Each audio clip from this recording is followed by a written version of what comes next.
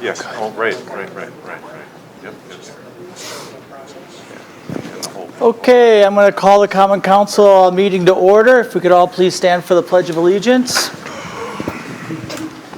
I pledge allegiance to the flag of the United States of America and to the republic for which it stands, one nation under God, indivisible, with liberty and justice for all. All right, Sally, if you could help us with the roll call, please. Certainly. Alderpersons Doug Saloga. Here. Jim Barron. Here. Jackie Valdi. Here. Wayne Dean. Here. Matt Grimmer. Here. Kevin Maples. Here. Tim Eicher. Here. And we also have Mayor Kent Atwell, Administrator and City of Public Works Director Tom Hafner with us. Thank you. Great, thank you. Okay, the first order of business is citizens' comments, and we have a big crowd here tonight, so I want to thank everybody for coming, particularly on this snowy night. We're glad you're here. We're eager to listen to your comments and all the items on or off the agenda. Please keep your comments to a maximum of 3 minutes tonight because of the size of the crowd. Please try not to repeat what others have said. Simply tell us you agree with their comments and any new comments you might have. I see some new faces. We will help you through this process. If you're unsure of something, please just ask. When you come up, we need your name and address. Then the Common Council will listen to what you have to say. You are not allowed to ask questions or discuss the topics. The council is here to listen. I'd also like to remind you that reaching out to your alderperson can also be a great first step in communicating and escalating any of your concerns and get some feedback. So with that, who would like to be our first citizen's comment? Okay.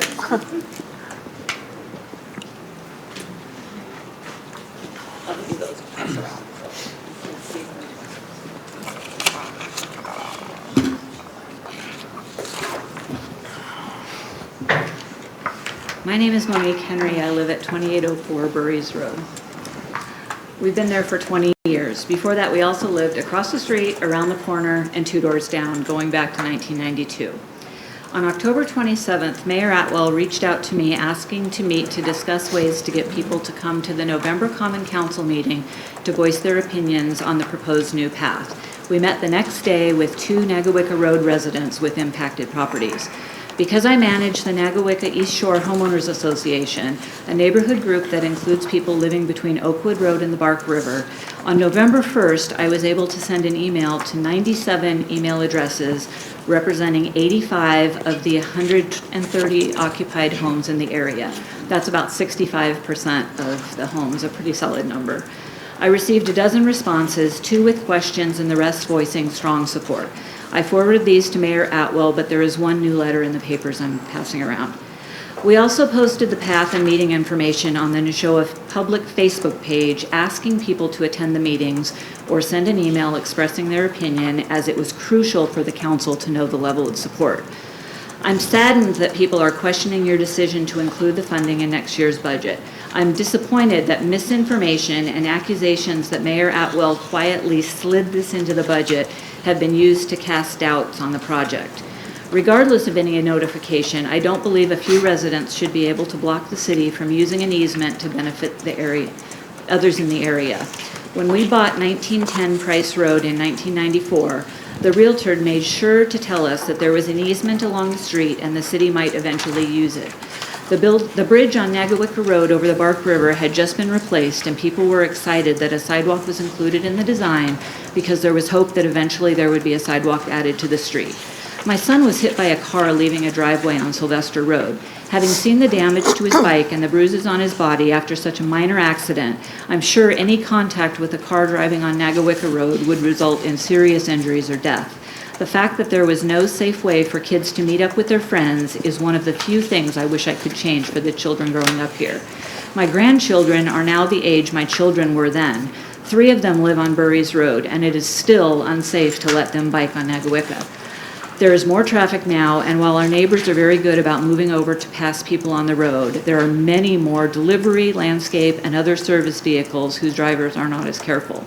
As you can see from the picture I've included, which was not staged, and it's just up the road on the other side of the Bark River, It can be difficult to see someone on the road, even in clear daylight conditions. It's nearly impossible after dark, in poor weather, or if there are oncoming headlights. Please stick with your decision to fund the path and make the area safer for all of us. Thank you. Thank you very much for your comments. Who would like to be next?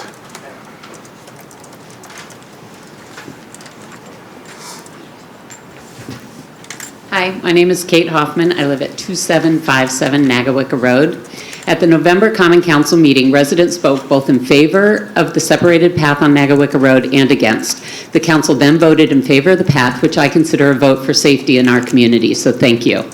I'm back to ask you not to change your vote. Nothing has changed. I had a conversation with one of the few homeowners opposing the path. Her issues with the path kept changing from financial reasons to too little information to disrupting the look of the countryside.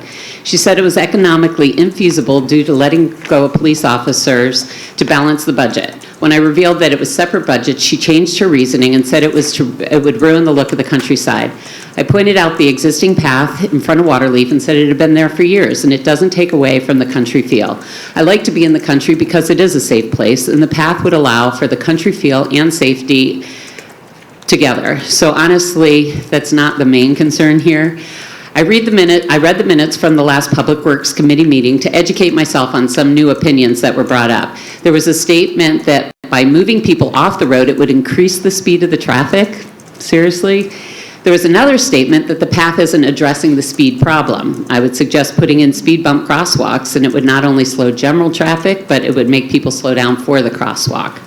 I also read their argument about drainage. I do not feel that you, our elected officials, would allow a path to create problems. I am confident that you have quality engineers working on this project to make sure that it will operate smoothly.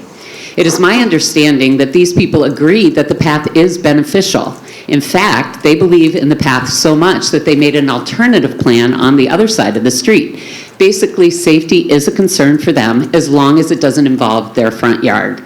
Another opinion that was brought up is that it's a path from nowhere to nowhere. There are 3 paths that the city already built on the west side of the lake, and the goal would be to make a path that would connect our community around the lake. With that being said, I'd like to present a new item for your consideration. There's so much beauty around Geneva Lake that it is impossible to see everything on your first walk around the path. The path reaches 26 miles, weaving in and out of the woods along the shoreline. That's a quote from the Lake Geneva visitors page regarding the Lake Geneva shore path. I have friends who travel to hike the path. They break the path up into sections and make several trips to Lake Geneva. After their hike, they meet in the town at the local shops and stay for lunch. What better way to help build the economy in the city of Delafield than to build a path around our beautiful lake? Now, I love my home on Nagawicka Road, and I would like to think it's as nice as the estates on Geneva Lake. But consider this, if the people in these multi-million-dollar estates can share their little piece of heaven, allowing people to walk literally through their property, I think that we can allow for a 4-foot path on the city right-of-way at the edge of our front yards for the safety of our community. Thank you. Thank you very much for your comments. Who would like to be next? Come on up.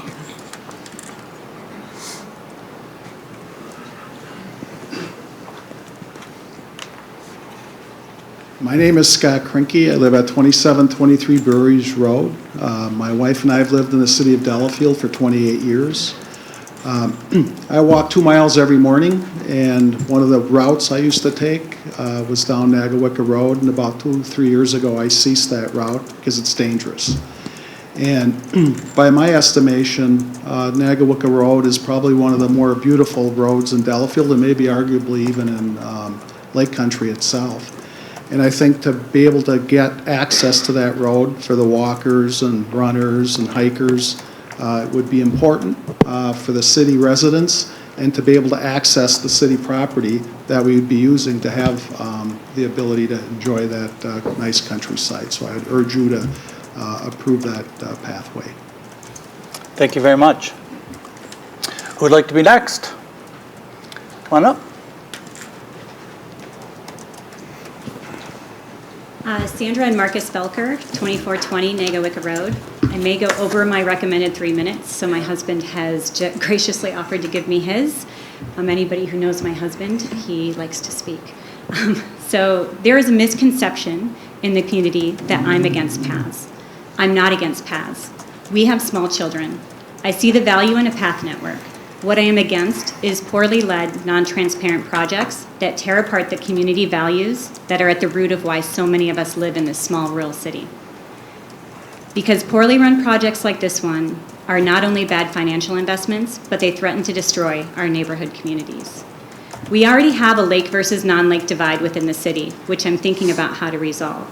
But we are on our way, if it hasn't already been created, to have a path versus no path divide as well. I watched the 2020 budget meeting to better understand the council's thoughts on this path. I was surprised that it wasn't even discussed. We discussed layoffs, council members gave back their stipends, and we even axed the $40,000 for the consulting fees regarding a comprehensive path plan. The mayor referred to the consulting fees as crazy expensive, which I do find a bit ironic. But you may also find it surprising that I agree with him on that.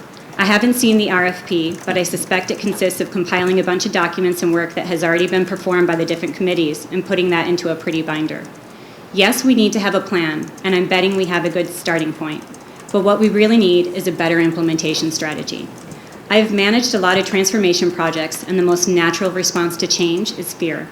The best way to overcome fear is with communication and inclusion. In a transparent government and one that is looking to build positive advocacy, the first people you include are those who may be against your plan. You bring them into the design process, you give them a role. Over time, they become comfortable, the fear dissipates, and the people become advocates. When I first started asking questions around City Hall, one of the first things I asked was, how are you engaging citizens in the community decisions? I got two answers. Either one, we don't do that well, or two, nobody comes to our meetings. Well, in case you haven't noticed, these meetings are not a great way for citizens to experience engagement. Coming up, stating your comments under a time limit to a committee who doesn't talk to you, and then having to go back to your seat and watch while a decision is made is not engagement. When we are proposing using our limited tax dollars to implement a community project, we need to involve the people. These are people's homes and neighborhoods. We must give them the chance to participate and become comfortable with the change. If the only way we can get these paths approved is by keeping them a secret until after we approve budgets, like what happened on this project, then we need to recognize this not just as a bad financial investment, but a danger to our communities. We are neighbors, we need to act like it. We should and can do better. Very few people are aware of the 2030 Comprehensive Plan, which I think is an issue in and of itself. But the 2030 Comprehensive Plan is very clear that paths will be considered at the time of street repavement for cost savings. Nagawicka Road is not being repaved, so you can imagine why there would be confusion by the residents on Nagawicka Road when a strategy is established and published for how we are going to invest in community projects such as paths, and then the leaders don't hold themselves accountable for following those guidelines, the guidelines they themselves approved. The optics of this double standard is not lost on the citizens across the city who foot the bills. But at $380,000, a path on Nagawicka Road is a nice-to-have luxury we just cannot afford. We have no business investing in paths right now, and I think that had the discussions been had in the 2020 budget meeting, you would have all decided that.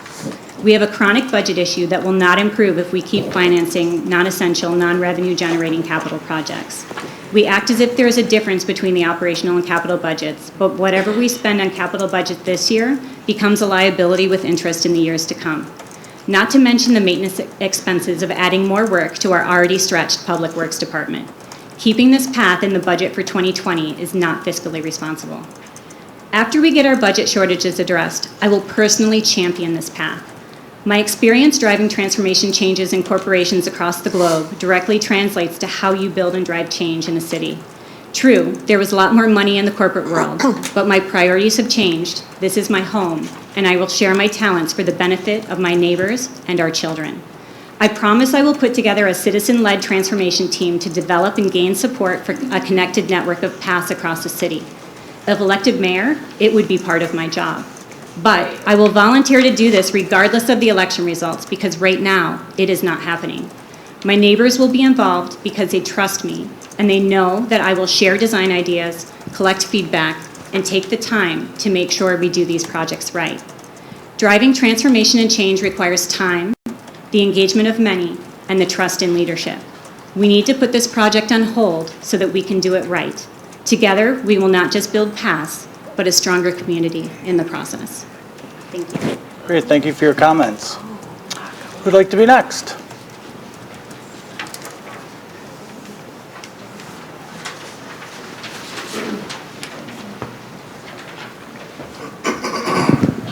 My name is Danielle Henry, and I live at 2816 Burries Road. My family has lived in this neighborhood 24 of the last 28 years. I grew up riding my bike along all through this community. I remember the talk of a path even when I was a kid, and I wish I had had that path back then. I worked at the horse stable and would ride my bike along Nagawicka Road and Oakwood. Every time a car passed, I would step into a driveway or jump off into the grass. I never felt safe or trusted that every vehicle would give me enough room. Most did, but it only takes one. Now my 3 kids are old enough to ride their bikes to their friends' houses, and I want to allow them that independence. But there is more traffic now than there was when I was a kid. It wasn't safe then, and it is not, and it's definitely not now. When I heard about the proposed path, my response was, it's about time. They've been talking about this for as long as I can remember. My kids and I were living on Highway C when the Delafield path was added just north of downtown. The benefits there are so obvious to the residents along Highway C, but our conversations about it always included, when are they going to do this along Nagawicka Road? It's even more dangerous there. The path is very clearly being used, and it looks great. We want it for our neighborhood too. Sorry. I'm really a little bit upset about about what was just said about the community not being informed. This has been included in the discussion by the number of people here. We've all heard about it early. My kids helped deliver flyers, and we talked with our neighbors about this well before the last meeting. So this has been out there. People have been informed, and there's a lot of things happening now that are just not true. So thank you. Thank you very much for your comments. Come on up. Oh, Dennis was going to go first.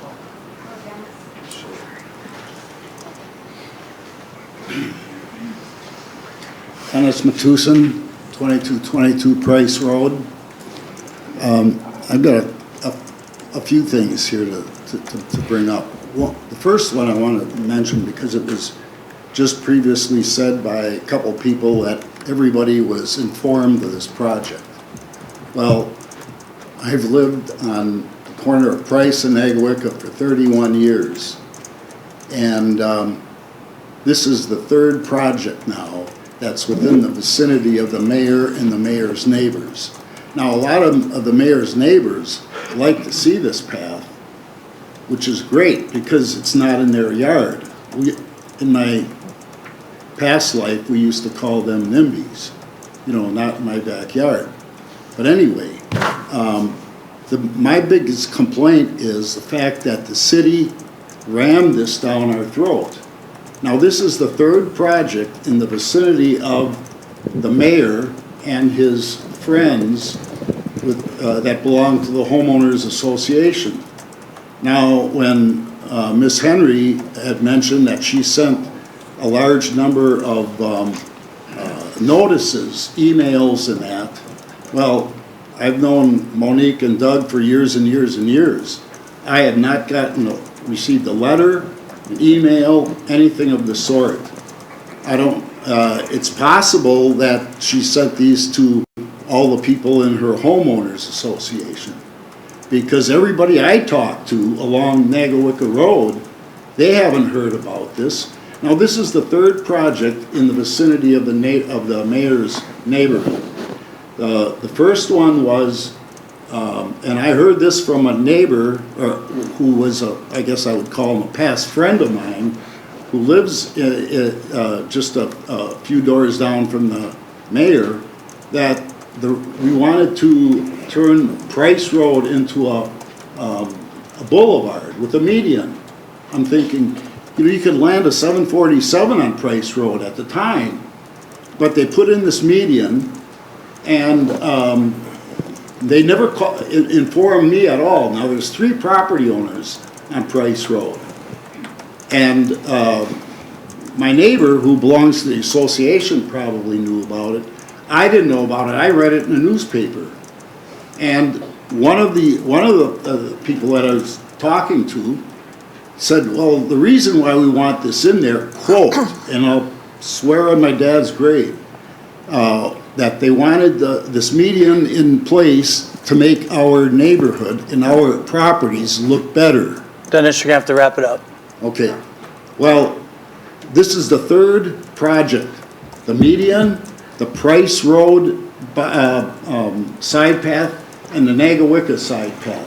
None of those three projects were we informed of at all. We were informed of them by the mayor after it was passed.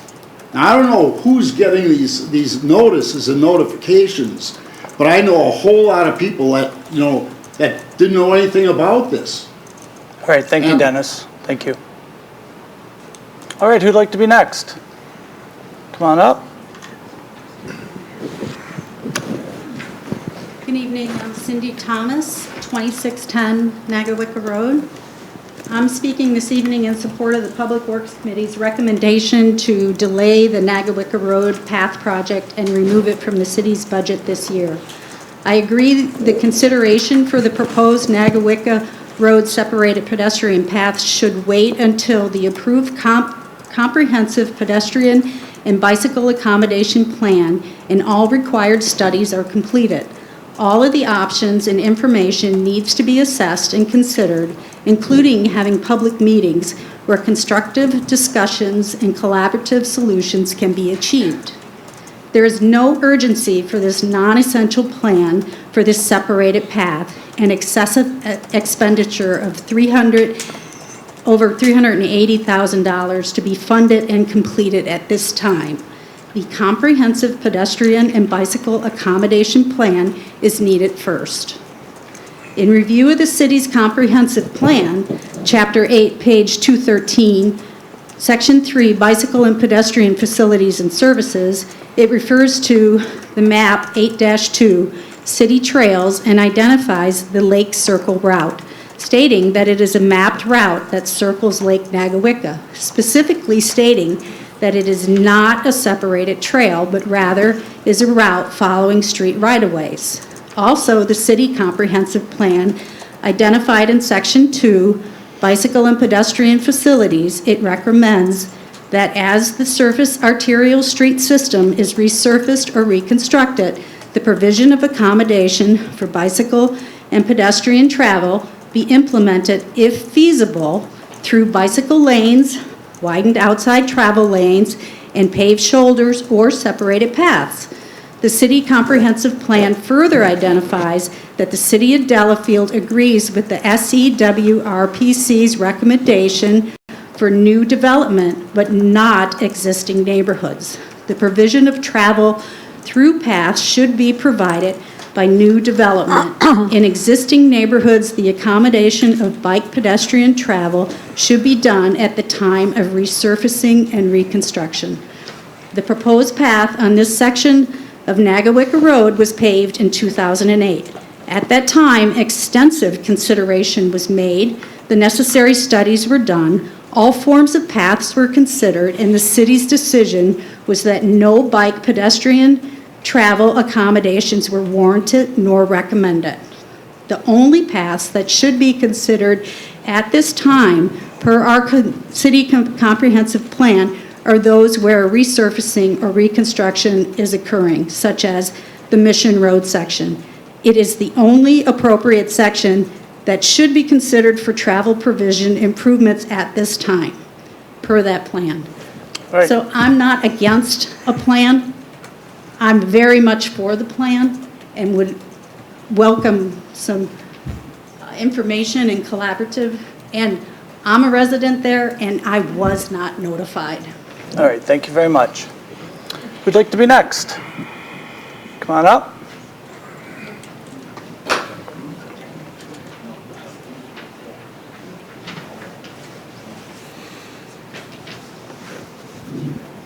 My name's Jennifer Jeske. I'm in District 5 at 110 Hickory Court. I wanted to express my concern regarding the money the city has spent and is considering spending in the Nagawicka Road area on the east side of the lake. It has recently come to my attention that city funds were spent reconstructing Price Road. Rather than simply repave it, the road is now divided much like a boulevard. This is a short road, maybe a quarter to a third of a mile, that leads from Nagawicca Road west towards the lake and to the neighborhood of Lake Homes there. Additionally, a path was added on the south side of the road. I was not able to find the exact cost of what was spent on this project, but did see that the path alone was budgeted at $31,000.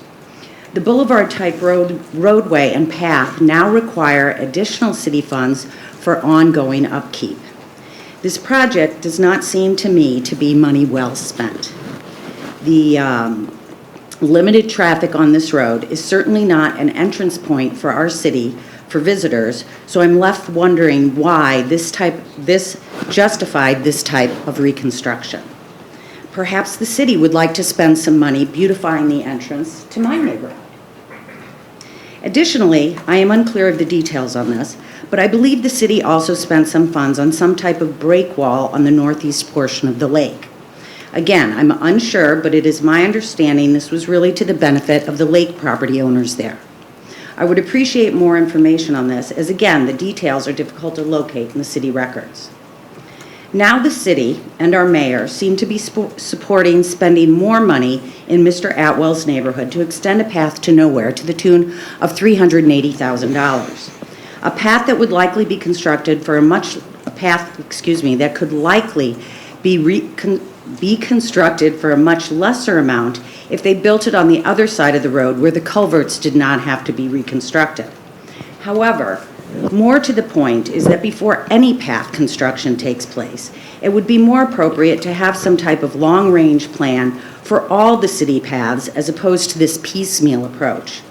The residents in District 7, and I believe also in my District 5, have previously expressed this opinion and declined the construction of paths in these districts at this time.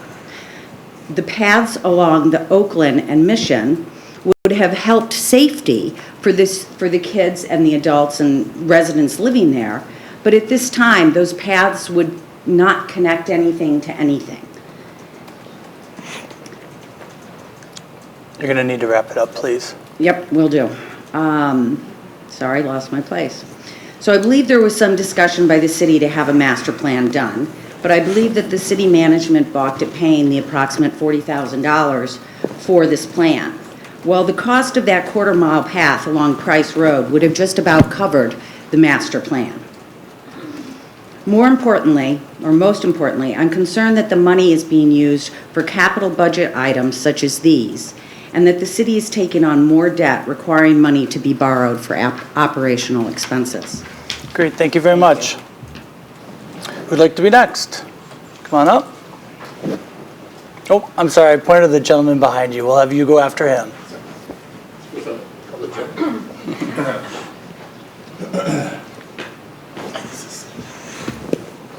Good evening. My name is John Enan, 3200 Sylvester Drive. As I began to think a little bit about what I wanted to say tonight, I began to reflect a little bit on the past.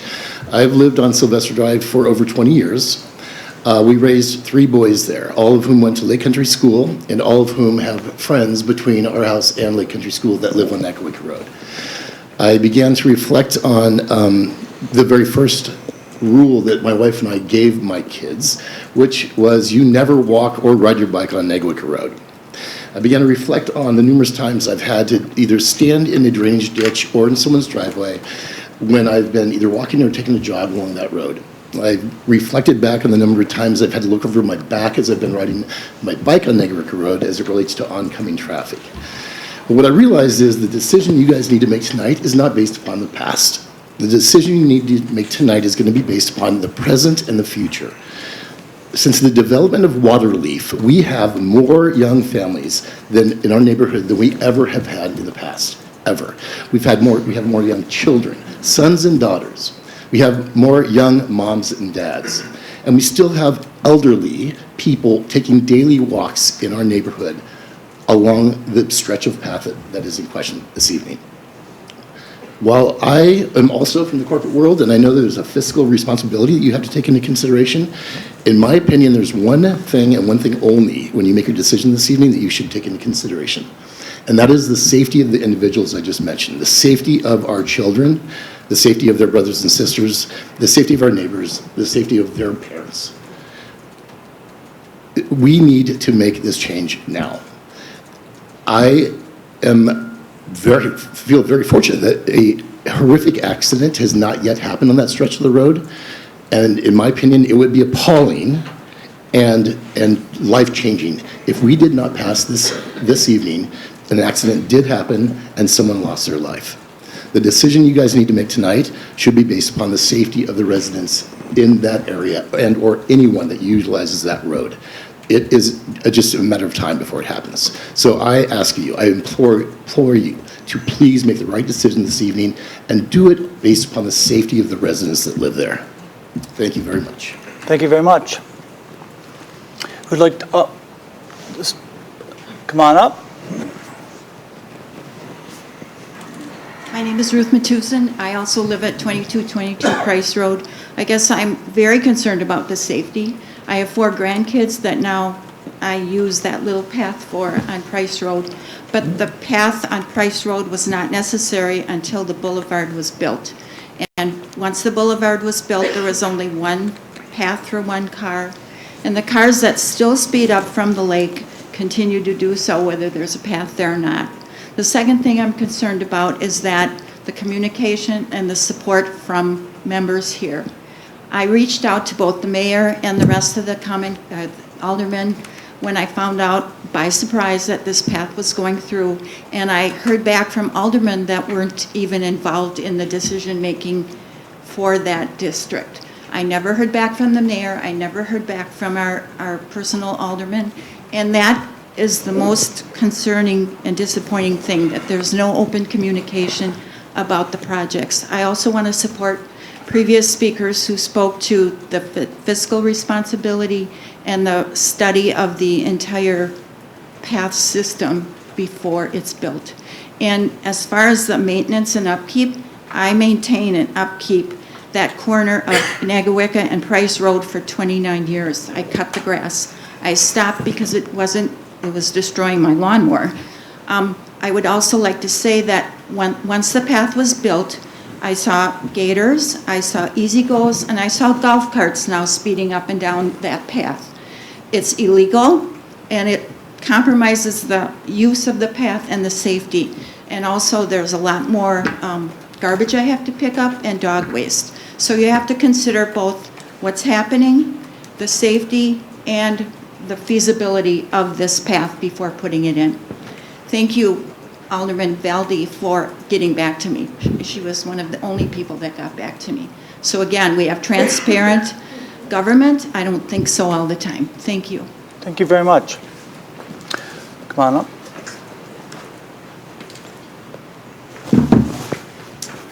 Good evening. I'm Mike Barina. I'm here with my wife, Kristen Barina. We live at 2411 Nagawicka Road. I'll be pretty brief tonight, but very clear. We have 3 little kids, 7, 5, and 2. We moved to this area about a year ago, and our children still talk about their old house because there was a place they could go outside, ride their bikes, and be kids, and we don't have that today. The best option we have is to try to quickly get south from our house down to the area south of the curve by Oakwood to get to a street where there are slightly fewer cars than Nagawicka Road. I also like to run. There's a lot of people in that area that run. There's nowhere to do that from our house. There's nowhere to do that in that area without running along that road, and that just isn't safe. I was moved by an earlier speaker here who lived in the area her whole life without an area like this path. I don't want my kids to be sitting here in another generation saying they wish they had that when they were a kid. The time is now to do this. I also am not willing to put a price on ensuring the safety of the children in my family and those that live in the area. It's not a luxury. It's not an option that we have. People with young families live in this area and they need something like this. So we live right in the middle of this area. We're completely supportive and we ask that you approve this path. Thank you very much. The lady way in the back.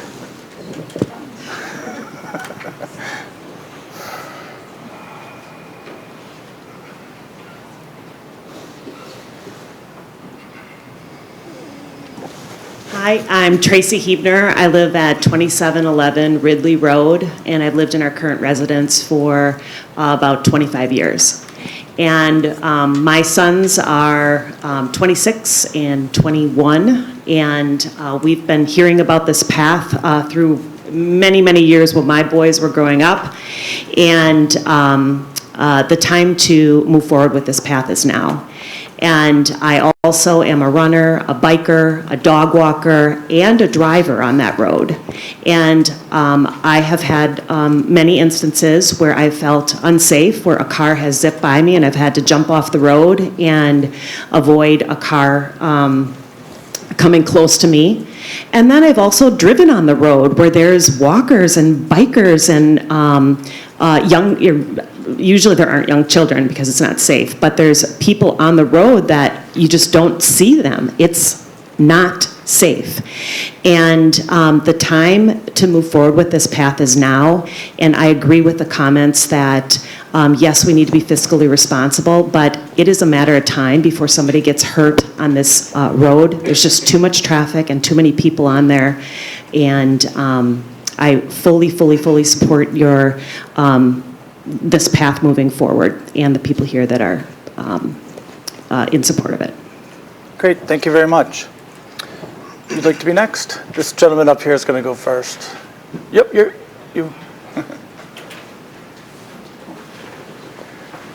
First, everybody's been talking about safety. Let's introduce myself in a second here, just show you some pictures. Peter Thomas, 2610 Nagawicka Road. I understand everybody's been talking about safety, but nobody's been talking about the change to the watershed or whatnot. Several houses may be affected. And I had a lot of things written here, but we only have a few minutes. So I understand, we have a few minutes. After doing some preliminary research, I don't believe all the members of the Common Council have been provided all the facts before making an informed decision. First, several concerns have not been fully addressed.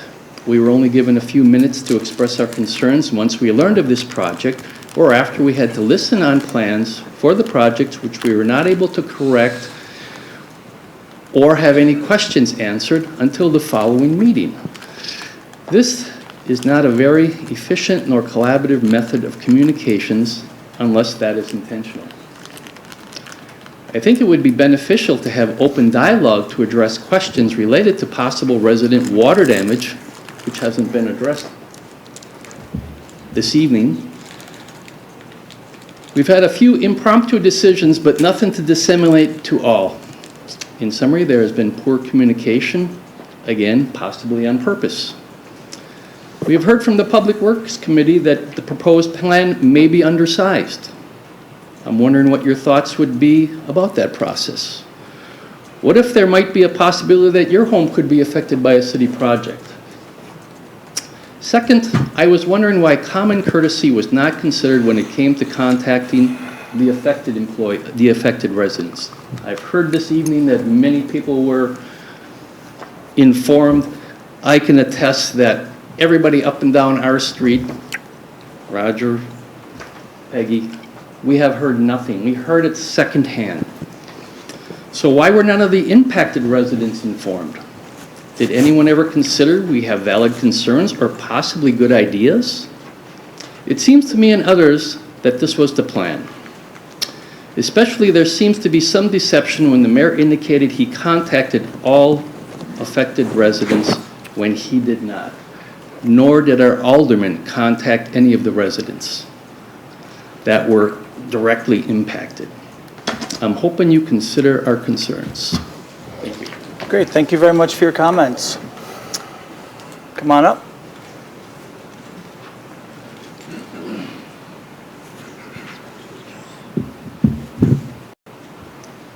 My name is George Bogdanovich. I live at 2010 Price Road.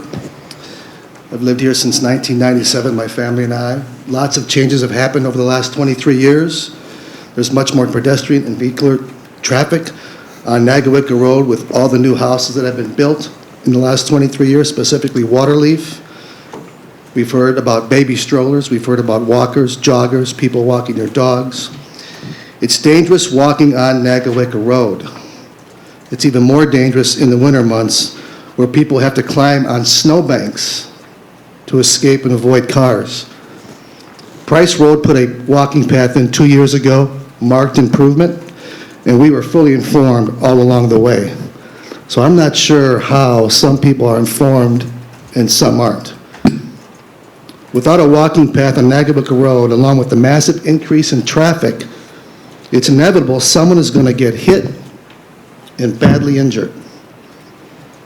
I'm not running for alderman, nor am I running for mayor. A lot has been said tonight about process, politics, and accusations. And those opposing this path talk of safety as an afterthought. Let's do this. Do not change your vote. Thank you very much. Who would like to be next? Come on up.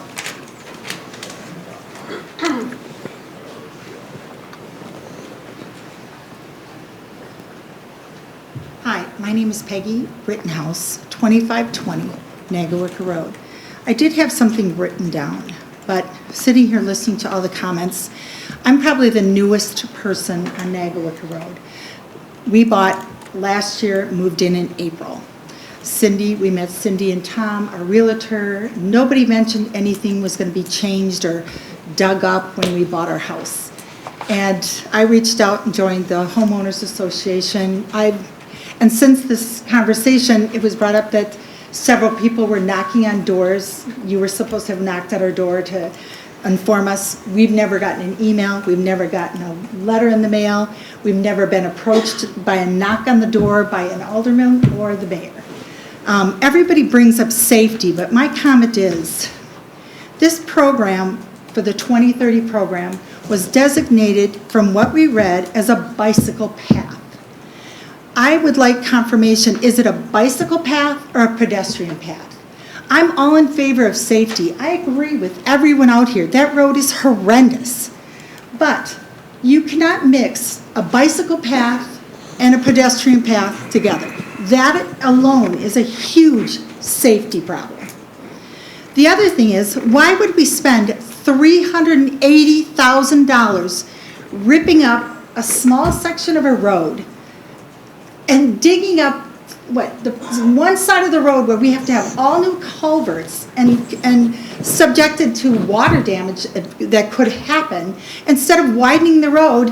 And if the lake people are so for this, widen the road and make a bike path that could be plowed in the winter by the trucks. You wouldn't have to have another vehicle do a path. Paths are very dangerous to walk on in the wintertime when they're not plowed correctly, so you couldn't walk on it anyway. And I've talked to other people in the city where they've walked on these paths that are very slippery. They end up walking on the road. Now, would you put your bicycle rider, that's an avid bicycle rider, on this path to go a half a mile?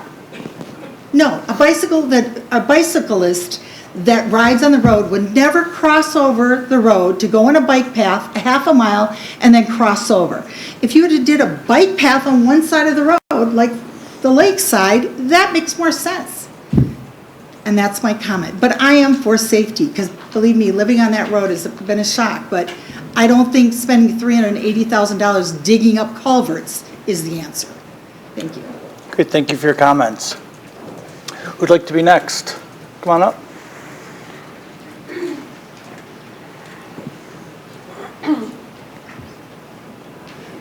My name is Rachel Johnston, and I live at 2822 Ridley Road. I am not a lake house. I have also not been in this area for long. My family has been here for a year and a half. I don't have the history. I don't know what has happened in the past, but I do have 4 little kids that attend school here that I plan to see them graduate from Arrowhead High School. We are here, we are invested, and I believe that the safety of my family depends on this. There is, even just getting to Nagawica Road is not safe for them right now.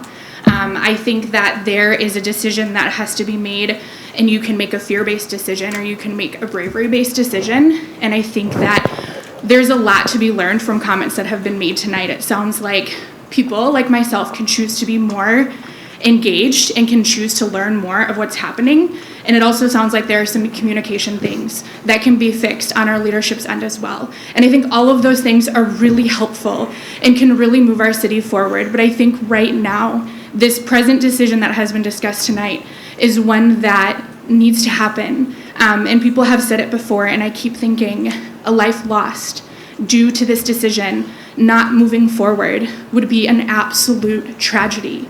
And all of us would look back on tonight and wonder why we didn't move forward. And I say, yes, there are lots of things to be fixed, and I am learning, and I want to be an informed citizen, and I can choose to take action on that, and I can choose to be informed. You can choose as leadership to inform your community as well. But this decision is one that needs to happen, and it needs to happen now before a life is lost or someone is injured on that road. Thank you. Thank you for your comments. Come on up.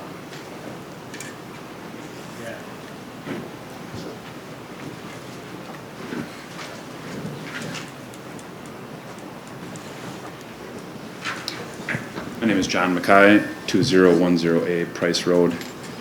We moved to Price Road 10 years ago. My family moved there, and we currently have a 5, 3, and a 1-year-old.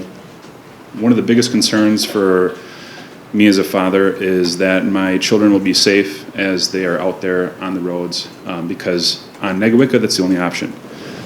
I ask that you continue to support this decision, that you move forward with the path, because as a father of 3 who are going to be riding their bikes, they're going to be walking down the road, I want their safety, and I want it as soon as possible. Thank you. Thank you. Who'd like to be next? Come on up.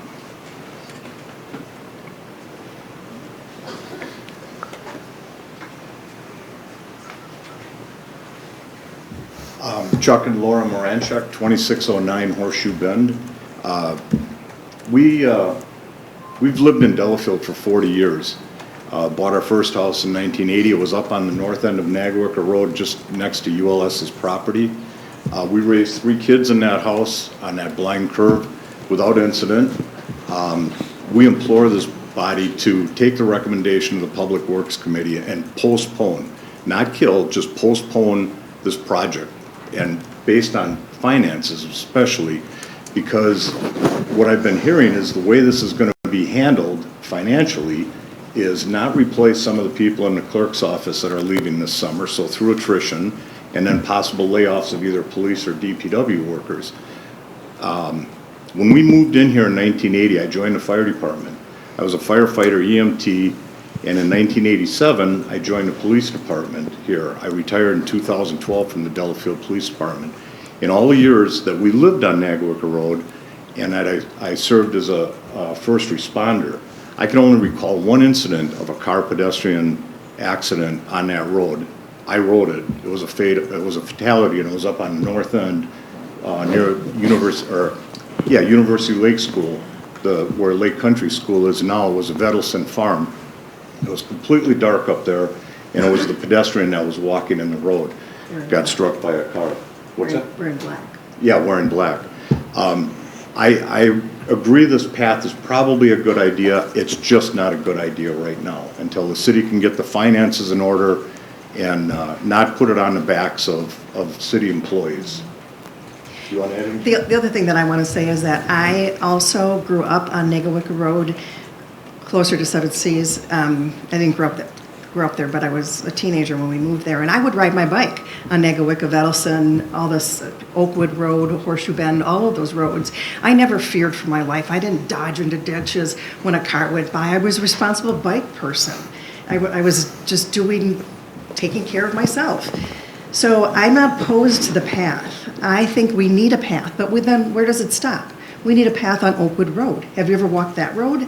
That's a terrible road as well. So where does it end? And I like the idea of a comprehensive path plan for the entire city. I just don't think that this is the time now to spend $380,000 when we are at a budget shortfall this year. I agree with Chuck.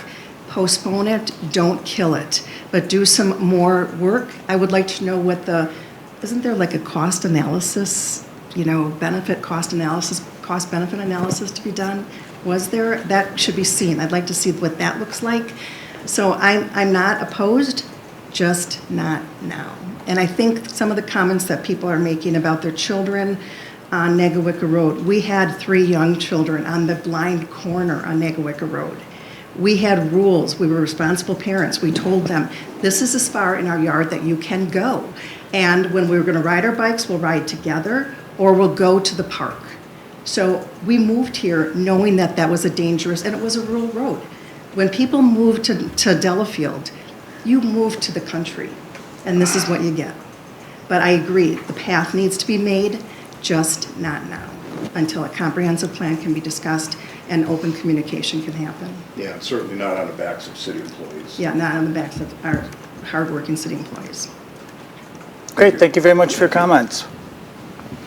Who'd like to be next? Come on up. Oh, we'll have you go next.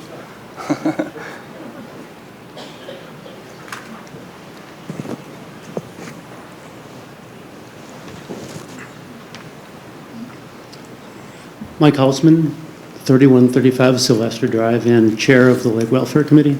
3 things regarding the path. Number 1, last week, Wednesday, February 12th, the Lake Welfare Committee did review the path project. I want to thank Mike Court for presenting to us. We also listened to citizens' comments. Alderman Maples will give a readout later, but I just wanted to commend Mike for the job he did. And it was unanimous in terms of support of the project regarding the effects of the lake. Quality and quantity of water would not be adversely affected. In fact, it's probably positively affected, number 1. Number 2, I personally think don't postpone the path. The path is a good idea, and I think we need it. Number 3, don't ever forget, no good deed goes unpunished. Thank you all for your service. Thank you. Come on up.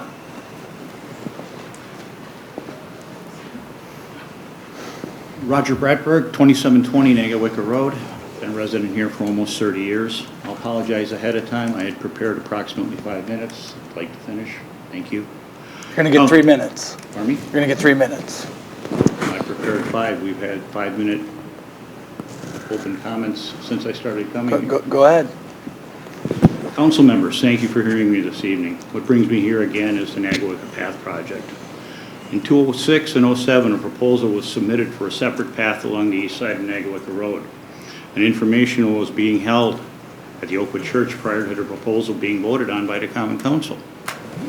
At that time, Citizen Committee member Kent Atwell presented the proposal along with the support for it. The proposal received strong opposition from the residents along with suggestions for alternatives to the proposal that would improve the road not only for pedestrians but for cyclists. These suggestions turned into proposals, none of them were acted on, and Negawicka Road remained at its present state for the next 13 years. Fast forward to December of 2019. As most of you know, the present plan calls for a quarter-mile of ditch on the east side of Negawicka Road to be replaced with a perforated storm sewer that is calculated and documented to handle a 10-year event. In recent years, we have had a 100-year event in 2008 and a 500-year event in 2010. The 2008 event are the pictures that you're seeing right there.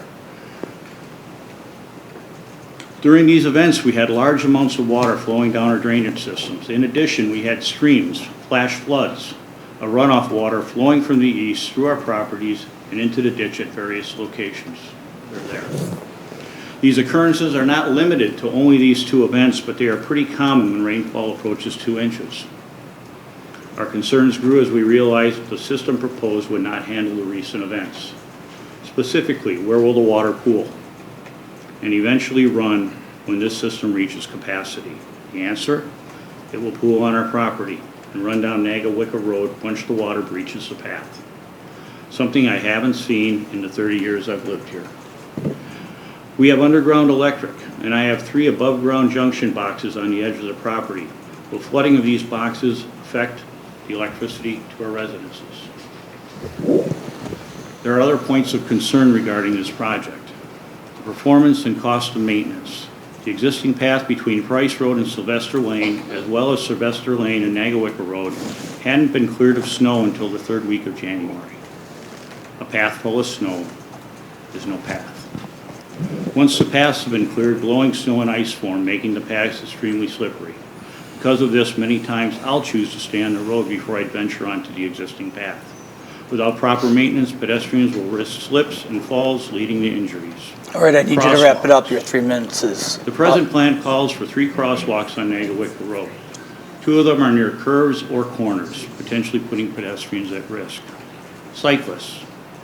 Problems occur when oncoming motorists and a cyclist converge at the same spot. There's just not enough room for all 3. Making the road wider would alleviate these potential hazards. really need you to wrap it up, please. This plan does little to improve cycling on Nagawicka Road. There are just too many turns and crossings for a cyclist to make this route a choice to consider.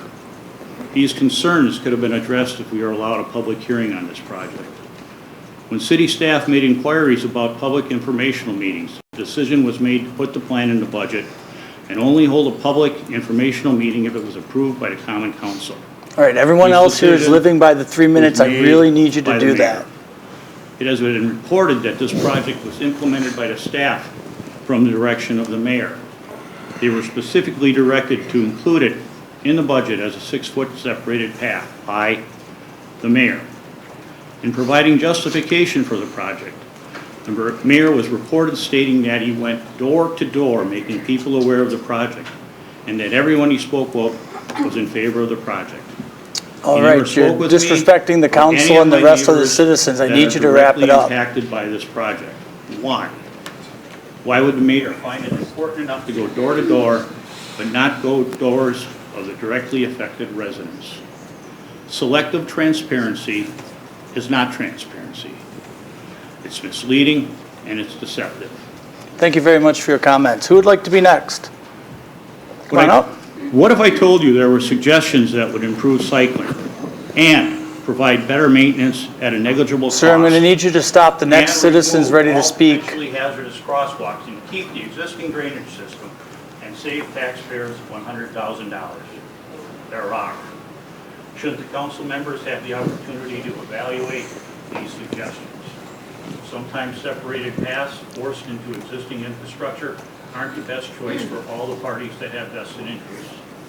The Public Works Committee has sent this back to the council with a recommendation to remove it from the budget.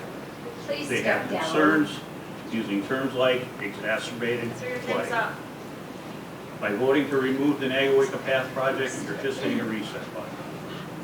As I said previously, we've gone 13 years without a change. To the best of my knowledge, no pedestrian or cyclist has been injured. I still walk on Nagawicka Road. I still bike on Naga Road. All right, thank you for your comments. All right, next person, please. My name is Mark Humer at 2711 Ridley Road. I am a lifelong resident of the area. And when I was a young child, I remember being able to ride around all the neighborhoods without any problems, any issues, any fear of my life. And it's that serious. I'm an avid runner, and every single time I run on Nagawicka Road, I run against traffic, and I just fear when an oncoming car is coming up on me, and I know there's a car behind me. And so many times, I'm just caught in the middle, the two cars pass each other, and I literally go flying off the road. It's just purely a safety issue. This project has been talked about for a long time, and the time is now to get it done. And I just really support the project, and I hope you continue to support it as well. Thank you. Thank you for your comments. Who'd like to be next? Come on up.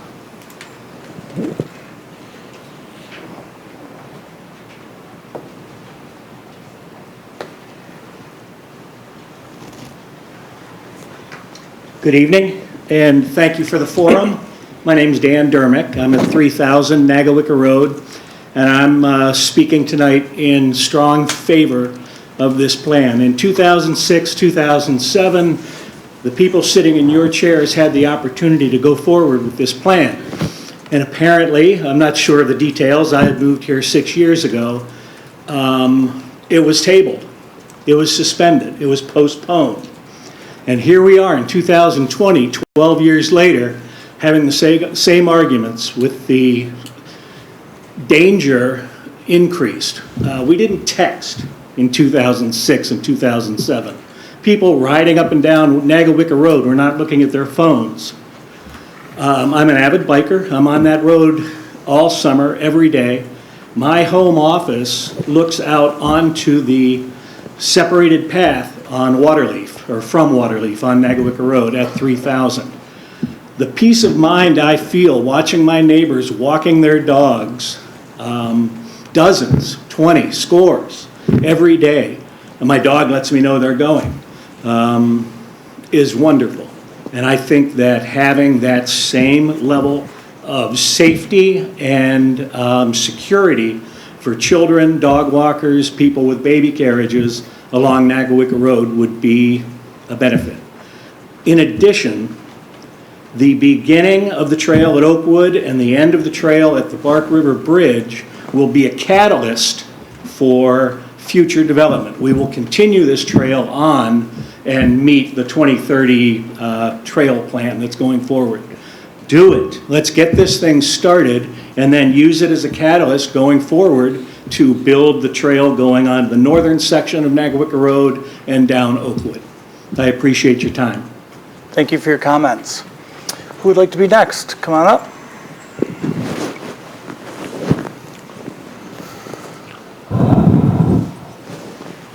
Hi, I'm Christine Hattori, 1686 Journeys Drive.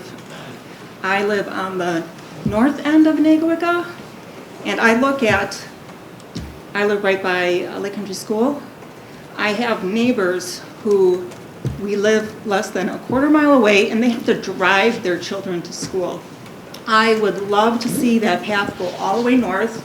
We have Oakwood Park on the south end, Lake Country School on the north end. One better way for our community to be connected, that the children can walk to school and not have to be driven a quarter mile, that the kids on the south end can utilize that park. They have ice skating rinks, the frisbee golf, and probably half the people don't even know that because there's no walking trails.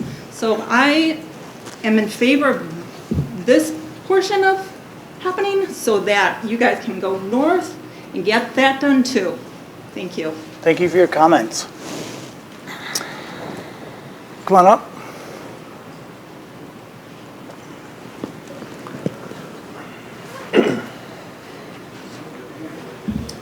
Hi, my name is Mike Hoffman, 2757 Nagawicka Road.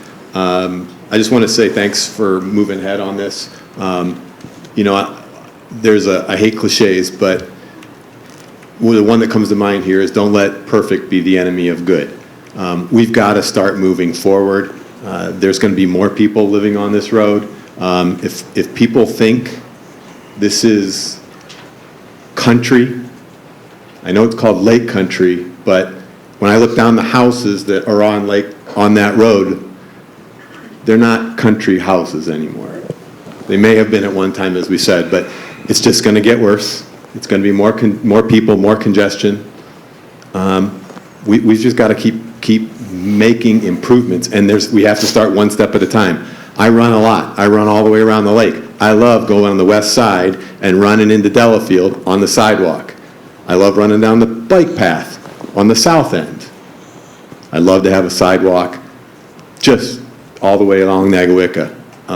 Thanks for your time. I appreciate your service. Thank you for your comments. Who would like to be next? Laura, come on up. You got a partner? Yeah. Thank you. Thank you. Okay. Laura Schultz, 935 Bar Road. Linda Kircher, 946 Bar Road. No citizen should have to wake each day for years on end with the thought, is this the day? The day that once again you have to defend your way of life, your investment, against a development that contains an element that is not within a B5 zoning and that we did not agree to. Citizens should not have to defend themselves against the very entity that is supposed to protect them and their property. Citizens have entrusted to you, our leaders, to hire individuals with the premise that they are professionals, that they will perform their duty according to the law found in our city ordinances, comprehensive plan, and state statutes. When they violate the guidelines of their profession by failure to act where action is required, willfully or in neglect, by inappropriate action, incorrect action, or advice, and intentional action that injures a party, it becomes necessary for this body to replace them with a more qualified candidate. Offenses are not limited to the following list of what citizens and developers have endured over the years due to the lack of professionalism by a contractor. April 2013, landscape business on land zone B5 office. Despite being informed by neighbors that research the applicant's real plans to move their entire business operation with construction yard to this site, it was still being considered as acceptable in a B5 zoning.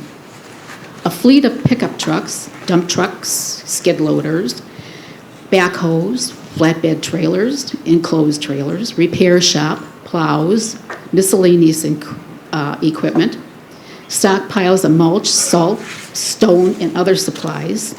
These are not B5 activities.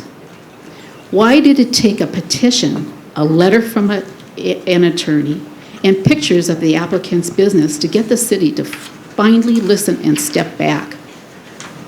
Why was the city planner not investigating this when first questioned by citizens? If citizens can find this information with a phone call, a drive-by, Google Earth, why couldn't the city planner have done some of the operation research? I'd call it malfeasance. January 2017, Presswick, number 1. B5 does not allow a factory. Citizens had threatened to block the factory by filing an injunction to stop this. When the city attorney, Hammes, reviews this, he points out that a light industrial campus is not permitted use in a B5. I'd call it nonfeasance. December 2017, number 2. Citizens repeatedly pointed out to the city planner that documents are missing from the packets. Hammes intervenes and verifies that indeed documents were missing. Nonfeasance. April 2018, number 3.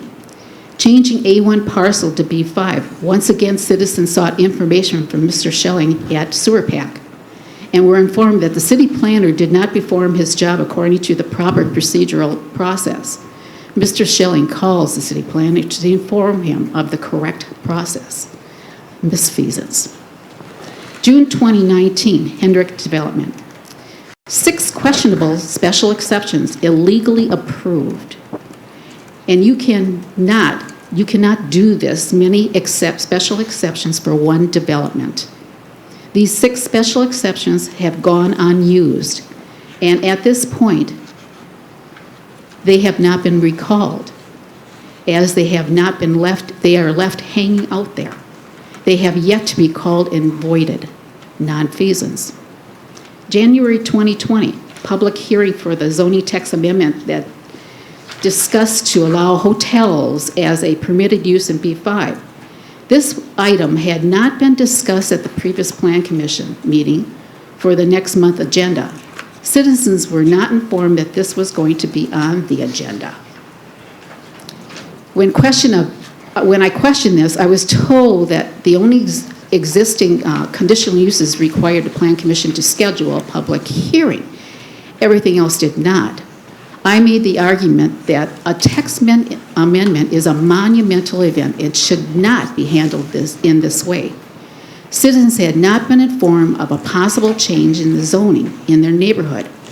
Why weren't neighboring properties notified of a proposed public hearing on the text amendment? According to 1788 ordinance, the city is required to mail a notice of a public hearing to the surrounding properties in a text amendment. An ill-timed public hearing would leave citizens not knowing what to address, having no information or details of a hotel distributed or discussed in advance. Hamas had stated that the trigger for a formal protest is a public hearing.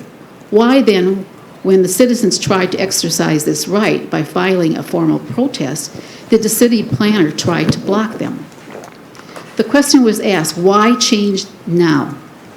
Where is a petition from the property owner requesting this change? The city planner indicated a letter from August sent by MSI. Why is the letter not in the packet? Why was MSI not in attendance? I guess this wasn't important. I emailed MSI, and the following day I learned that MSI had called the city requesting that the public hearing be removed from the agenda. They had assumed that the discussion part would also be removed. MSI indicated they did not want a public hearing or discussion at this time. They were not ready and wanted to speak with the neighbors before moving forward. The damage was done. As citizens thought this was MSI's doing. Trust in MSI waived when in truth this was all the action of the city planner, malfeasance. We, the citizens of Delafield, contend that by the past actions of the city planner, he has demonstrated his inability to follow procedural protocol and in the best interest of the city, citizens, and developer. Having created a climate of distrust by not performing his job according to the law and standards of his profession, we ask that the city's planner's contract not be renewed. Thank you for your comments, Laura.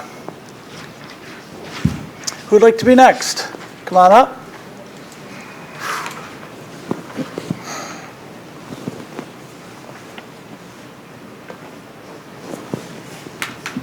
Hi, I'm Nancy Gowan. I live on 1840 Blue Spruce Lane, and I've lived there for 15 years.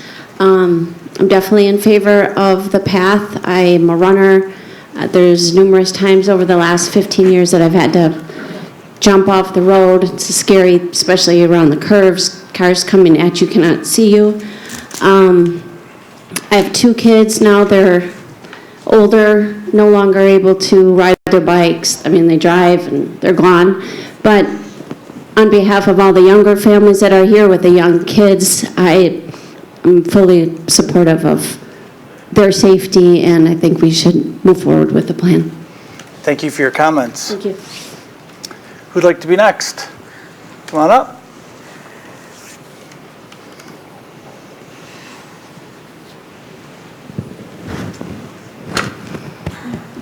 My name's Chuck Costa. I'm at 1808 Bark River Drive. It was probably back in 07, 08. I think Ed McAleer may have been the mayor back at the time. The sidewalk, the walkway around on Nagowick Road was presented to him at the time, and it got passed. Once again, we're back to 12 years later. I don't love the cost of it, but at someplace along the line we have to implement these things and get them started. Otherwise, they just continue to cost more and more. Go back 40 years ago when they wanted to put the sewer around the lake, and they fought and fought and fought to stop it. And eventually, they finally got it in. And the expense, of course, had gone up dramatically by the time they finally put it in. But it needed to be done. We're at the same place again. We're learning the same thing over and over again. We just seem to put it off, and it never gets done. Again, I'm not thrilled with the cost of it, but we need to start someplace. I'd like to see it go forward. Thank you. Thank you for your comments. Who'd like to be next? Come on up.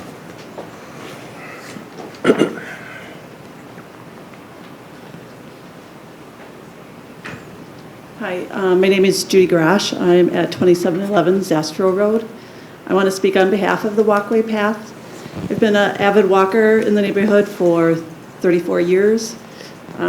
I've had the occasional close calls that everybody else is talking about, and it's just happening more and more as the years have gone on. I, in fact, have recently opted to do more walkable communities, such as downtown Delafield, Neshota Park, Oconomowoc. I feel like downtown Delafield is so walkable. I feel like the east side of the lake should be the same. Make it, and again, I've heard of this project being postponed. it has to happen in phases. This is a great place to start. I'm not thrilled with the price either, but again, it's only going to get more expensive as you wait. So let's move forward. Thank you. Thank you for your comments. Who'd like to be next? Who would like to be next? Come on up, sir.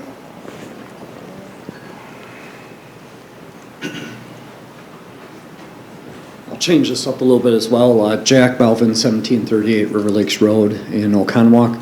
I want to introduce myself real quick to the board. I'm running for judge. Judge Dreyfus is retiring this summer and looking to succeed him on circuit court. I've been an attorney for 20 years, and 15 years I've been in the National Guard as a JAG. I have 3 overseas deployments, a lot of criminal law experience there, as well as my civil litigation experience in my private life. I'm living in Oconomowoc with my wife and 2 school-age daughters. They are the reasons why I'm running. We hear a lot about safety. That's part of it, too. I want my kids to be able to grow in a safe community that we moved to, which is out here in Lake Country. That's really it. I just want to introduce myself to you, and if you or your constituents have any questions, you can find me pretty easily online. Again, Jack Melvin. Thank you. Thank you. Yep, come on up. Hello, my name's Kristen Barina. My husband Mike spoke a little earlier. I'm at 2411 Nagawicka Road. Excuse me, I'm not great at speaking in front of others. So as he mentioned, we moved to our home a year ago. We lived in Pewaukee before in a really nice community. Within months of living there, I knew my neighbors. I knew people from walking down the street with my kids, just from taking walks outside when it was nice outside.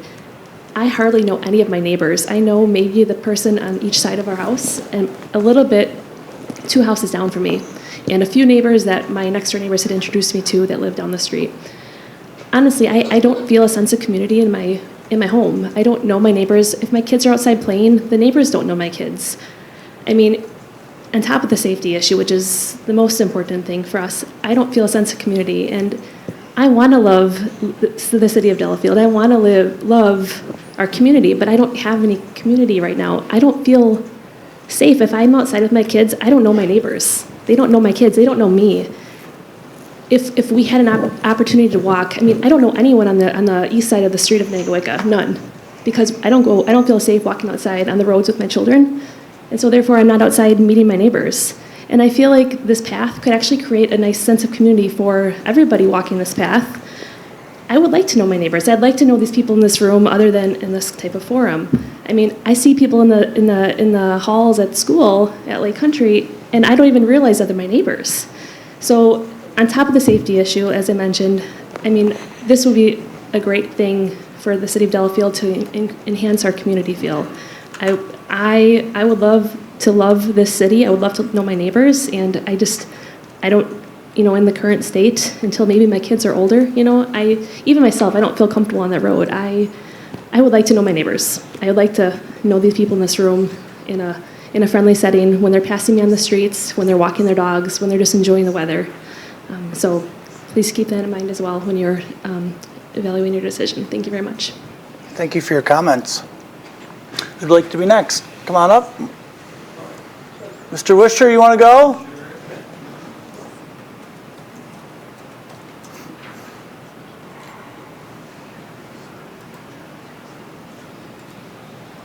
Brand recognition, huh? Frequent visitor. And hopefully there's still air left in the room. William Wisher, South 231 Latin Peak Road. The wrong side I-94 to have any paths. These are my observations on the city planner position contract renewal. The city planner affects many of our city functions, as the city planner is responsible for providing our government with agendas, proposals, proposed ordinances, background information for you, our elected officials. Their current contractor, RT Dupler Planning Consultant LLC, has been woefully deficient in providing us, the Delafield citizens and yourselves, as our elected representatives, with quality workmanship. As you're aware from the detailed testimony from Laura Schultz and Linda Holton, This is and has been a long-term issue. Being the recipients of these agendas, including the current agenda tonight, and information, you should be embarrassed 3 ways a Sunday being the face of government to the public as you depend on this poorly vetted information that you receive for your meetings. For instance, this agenda has duplicate and confusing information on the proposed B5 zoning to include a hotel. Your agenda shows one action. His information shows 3 actions, instead of just remanding it back to the Plan Commission for further review. Also note that Ordinance 767 was returned from the state for major corrections. Somebody didn't do their job. You all must have very understanding partners. As you just gave up your weekend to review 104 pages in this e-packet, doing your due diligence. A regular average, by the way, for these agendas is 100 pages plus, a burden also shared with the Plan Commission. The dark side of this practice is you give the message to us citizens that this government is not interested in citizen participation with such a short time to react to the agenda/e-packet. The current situation is a bad example of hidden, unelected government where the conversation is being driven by an outside contractor, not even listed in the city staff directory. Not very good optics. Being our elected representatives, it should be yourselves, us concerned citizens, landowners, and developers that should lead the responsible government for our common good, not the unelected city planner who should be reporting to us. I strongly suggest that you do not renew this contract and hire a new city planner who will report to us. And I thank you for your time and attention. Thank you for your comments. And remember, somebody said, the buck stops here. Great. Mark, would you like to come up next?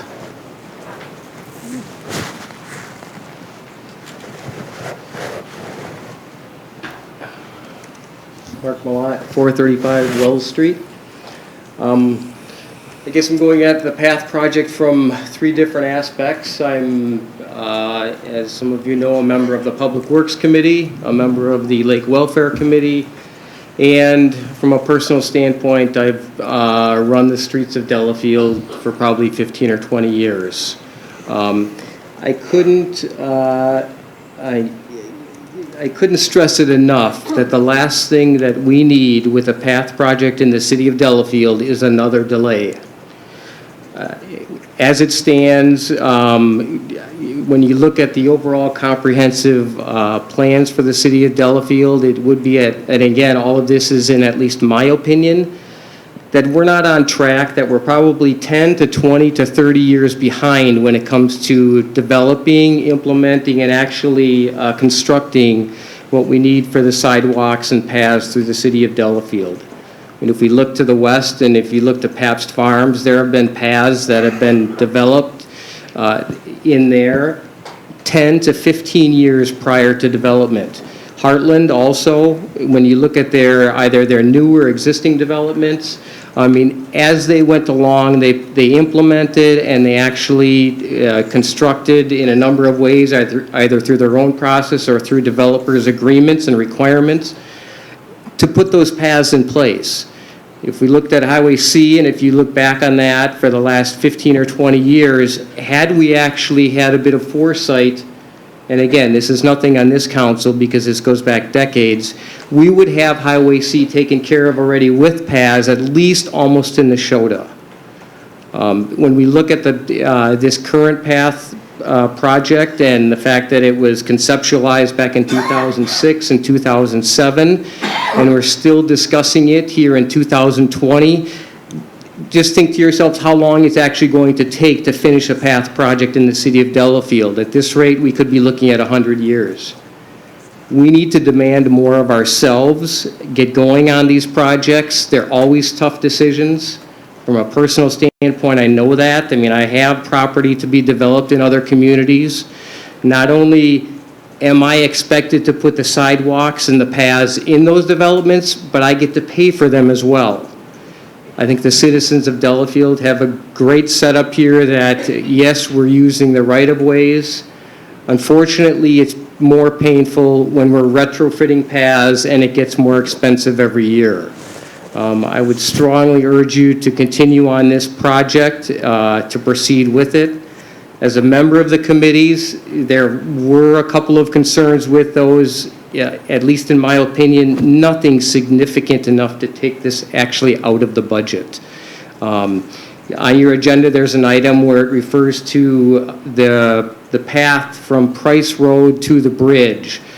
I think one of the concerns that we had was if we're looking at, this is phase one, if you're going from the 2006-2007 study, if we're looking at phase two or phase three, I guess in the back of our mind, some of us on the committee, or my mind specifically, was that that is an area to look at that we would tie into the phase three construction of this project, of the overall project. Need you to wrap it up, Mark. I'll wrap it up quick. But these are any of these issues that are currently pending are issues that can be done by the staff or with Public Works, but nothing significant enough to take it out of the budget.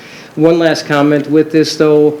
We have enough paths that reach dead ends. If you're going to proceed with this project, at least in the very near future, put this in as part of your capital projects for phases 2 and 3, or at the very least for your next budget, put that in as a placeholder. So that, again, we can keep on this process at a more rapid pace than we have. Great, thank you for your comments. Anyone else? Come on up.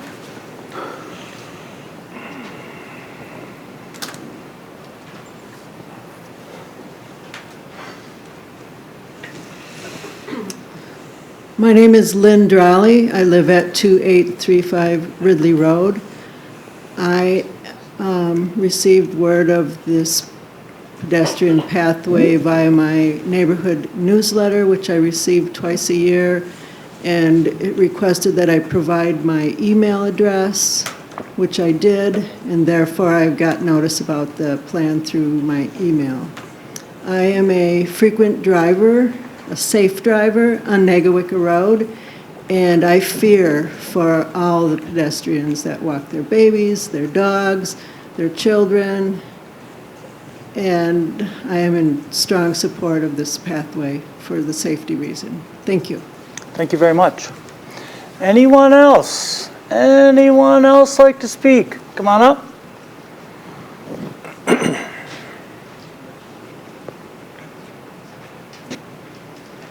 Good evening.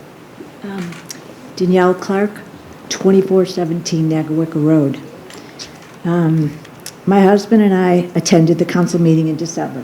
We were notified of the meeting via the Neosha newsletter. Well, I just wanted to restate our concern of the increase in traffic on Negawicka Road and the inability, as my neighbor said, not to meet anybody else because you're too afraid to walk on it. Wanted to, again, restate the unsafe conditions, which a side path would address. You know, walking a dog, which we can't even walk our dog at night, pushing a stroller, riding bikes, everything everybody else said. I just wanted to express my concern that, yes, I do hope you continue to support this path. It's, I think it's important for the community. It's important for those on the road to actually feel that sense and be able to feel like a neighborhood. And I think she said it earlier, Kristen said it earlier, you don't know the people on the other side of the street because we just don't walk the street, which is unfortunate. It's such a beautiful place. And if anybody thinks it ruins the country setting, believe me, that road is not a country road. It's really not. So let's address it the kind of road it is and treat it appropriately and make the appropriate accommodations. So thank you very much. Great, thank you for your comments. Anyone else? Anyone else? Last call? I just want to be the last one. My name is Paul Price, 17 to 92 Journeys Drive. I also have a property at 3106 at Sylvester Drive, which is right by where the path is intended to be placed. I like to speak in favor of it. I walk that area between the two properties all the time, and it's a real safety issue. Also, this has been going on for 15 years. I would like to see what the cost would have been in 2006 compared to what it is now. If we wait another 15 years, double it or triple it. Let's get this thing going. Thank you. Great, thank you very much. Oh, Susie, ruined Paul's plan. Sorry. Susie Thompson, 700 Milwaukee Street, just down the street here. I want to speak about three things, and I will stay well within my 3 minutes. First of all, the pathway, let's get it done. Let's not delay it anymore. People speaking about those driving with cell phones in their hand, texting and phoning certainly is dangerous, and it's very different than it was 10 years ago or even 15 or 20 or 30 years ago. Let's get the path done. Second of all, putting B5 in 20 acres to have a hotel where there's a healthcare facility makes sense. Let's put that through. Last on the list, and nobody spoke about tonight, but the gun club, I'm sorry, if it's not safe, why would we allow shooting to resume? So let's hold off on shooting until we get everything safe on that property. That's it. Thank you, very efficient. All right, seeing no more citizens' comments are now closed. Thank you, everyone. Okay, we will move on to item number 2, the consent agenda. Is there a motion for the... I move to approve the consent agenda. I'll second. Is there any discussion? All in favor say aye. Aye. Opposed? Abstentions? Passes. Okay, number 3, committee reports. Licenses, I don't think we have any report on that. We'll move down to B, Planning Commission. Mr. Riker. Sure, a couple things. We've got a couple things to act on, but before I leave it off, the gun club was just mentioned, and there was action taken by the Plan Commission in the last meeting to approve a conditional use permit with recommendations made by citizens as well as a committee put together as far as what it would take in the opinion of the NRA and other experts to make operation there as they desire it safe. And so there's a conditional use permit that we'll be bringing to the council next meeting, I believe, because Attorney Hannes wasn't available. So anyone interested in the gun club and what went on there and wants to speak about it, come to the next city council meeting, and we'll be talking about it then.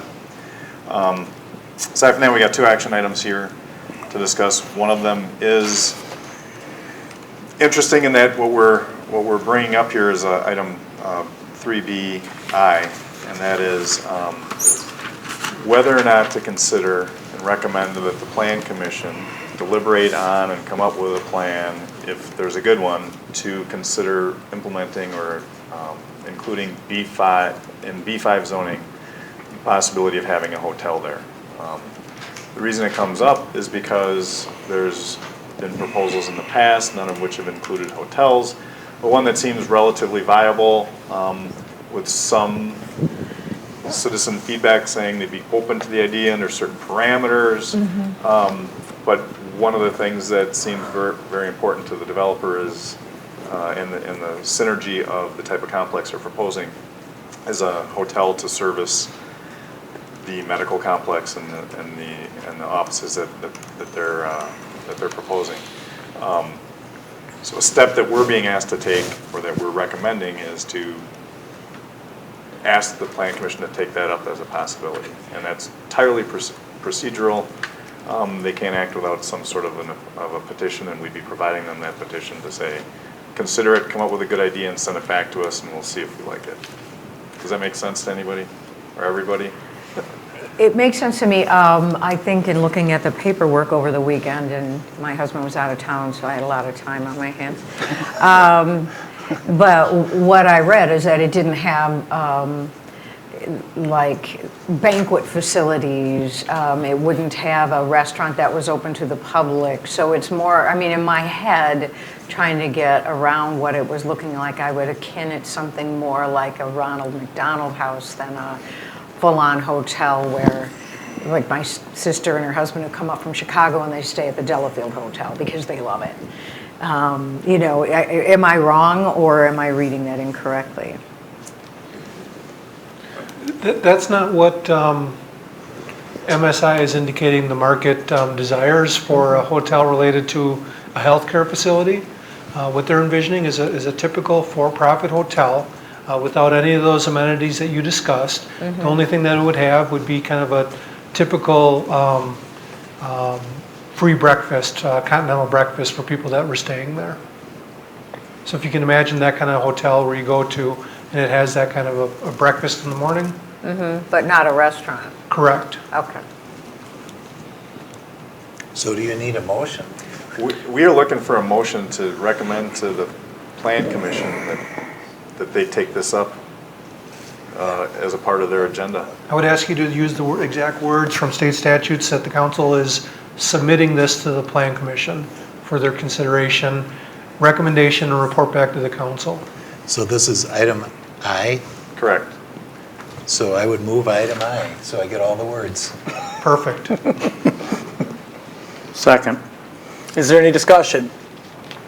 All in favor say aye. Aye. Opposed? Nay. Abstentions? Passes. Just one nay? Yep. Thank you. Ms. Valdi. Alone.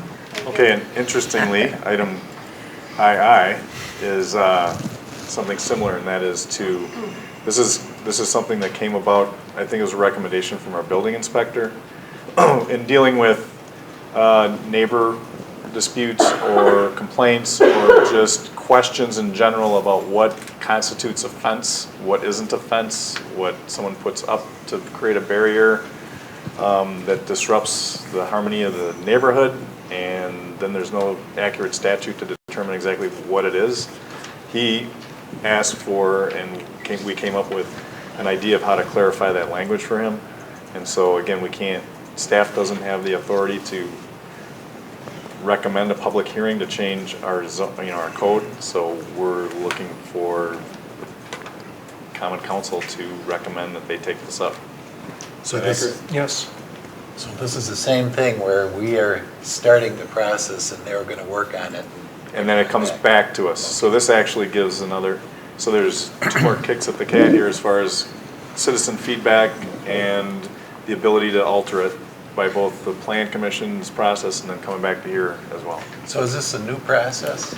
It's an old process. It's a new process for us, but it's the process we should have been following all along. And it's just a step where the Common Council does need to submit this to the Plan Commission for them to consider it.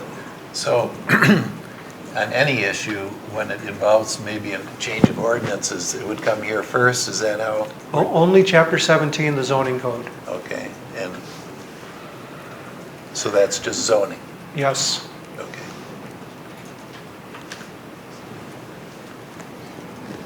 Well, I will go ahead and make the motion to advance item 3BII as stated.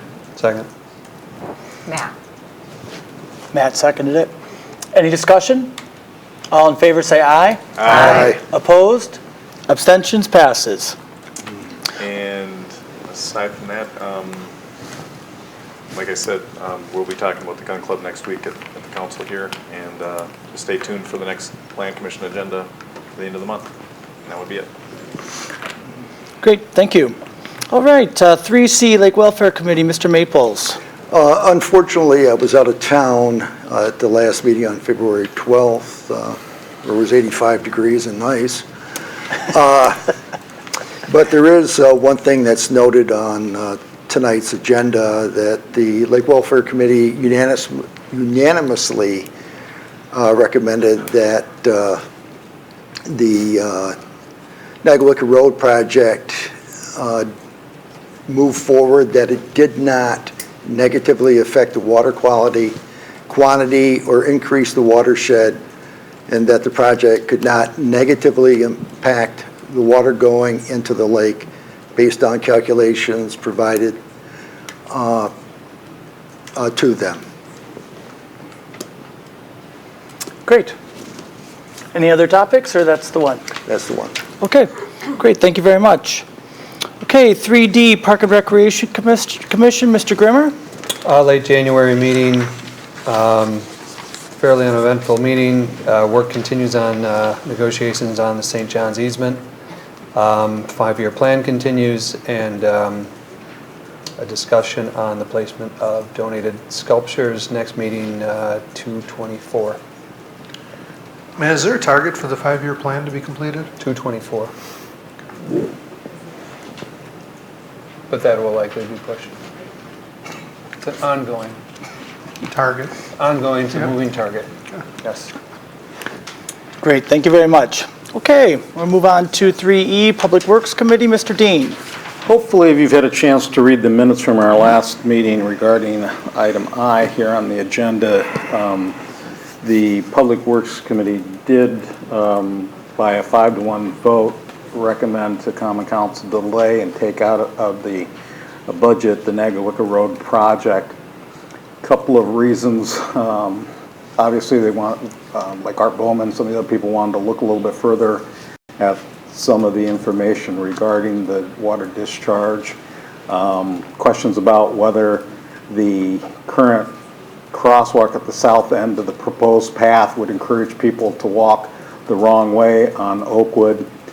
And I want to stress that I'm not saying that the Public Works Committee is recommending to cancel the project altogether, but based on the budget, the committee just voted to recommend to you to delay this project and take it out of the current budget. So that's what we would be looking for, is a motion from the Common Council to pass Resolution 2020-02, and which we'd need 5 people to vote to change that in the budget. So Mike, you want to come up and answer any of the questions that the Public Works Committee had from an engineering and water perspective, please? Mike Court, City Engineer. So I think we've addressed all the Public Works comments as far as the drainage.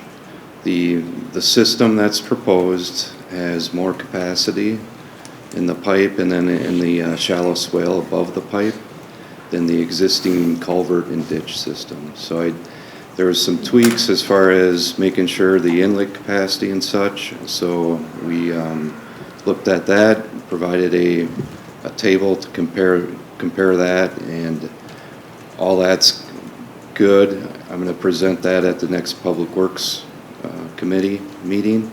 I did get a chance to meet with one of the members, and he's satisfied with what we've done. So we have listened to the residents. There is a substantial drainage area coming in through this project, but we are addressing it as far as making sure we pick up the water and convey it. Mike, how's the capacity of your storm sewer system compared to the existing ditch system? The capacity of the storm system is more than what the existing ditch system is. And I did bring some drainage maps and such if you want to get into detail.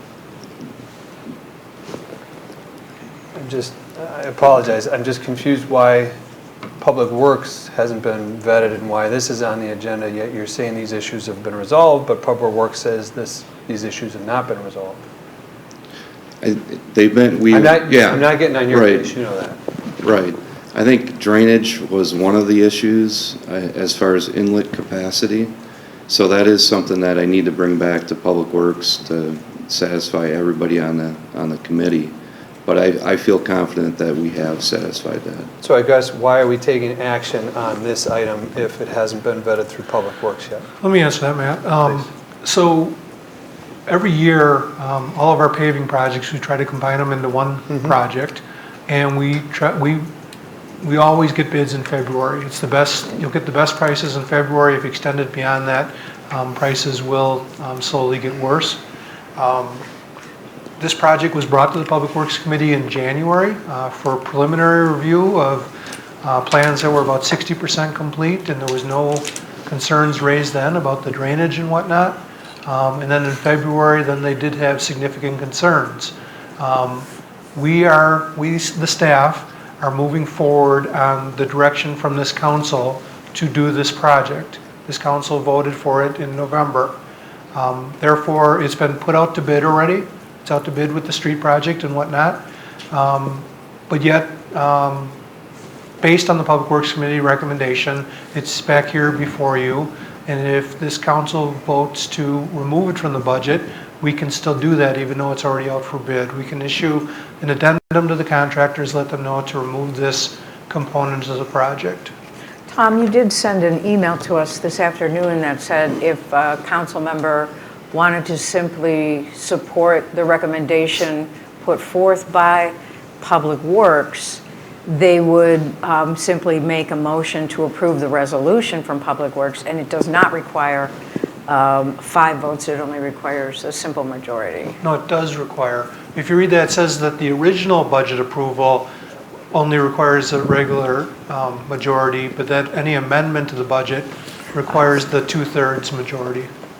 Okay, I guess I misread that. So you bid this thing out as originally designed, or how he's modified the plans that will go next?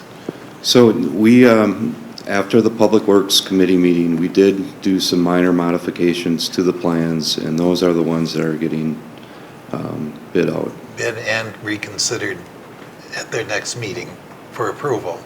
Right, there, And so- we would bring back the additional calcs they asked for and the final plans for that. So Mike, are you confident that all the engineering concerns that the Public Works Committee brought up in the last 2 meetings have been addressed? Yes, I'm confident that all the drainage issues that were brought, and it basically was two issues. One, they wanted to verify the inlet capacity of all the different inlets, and we had not done that detailed of a calc at that point, so we did that to verify that all the inlets worked. And then the other was a standard detail that needed to be corrected. So we corrected that on the sheets to make sure that's right. And they wanted to relocate a crosswalk Yes. on Zastro Road? I read that. So, yeah, but that was part of the plans. Right, but you Yeah. fixed that as well? So we, instead of on the south side of Zastro Road, that was shifted to the That north was fixed side. from the January to the February Yes. meeting, so they saw that fix at the February meeting. I guess my big question is, why would Public Works recommend that we postpone the project 5-1? I've been on council for many years now. I've never seen them speak as strongly about any project. Yeah, Wayne, you mentioned the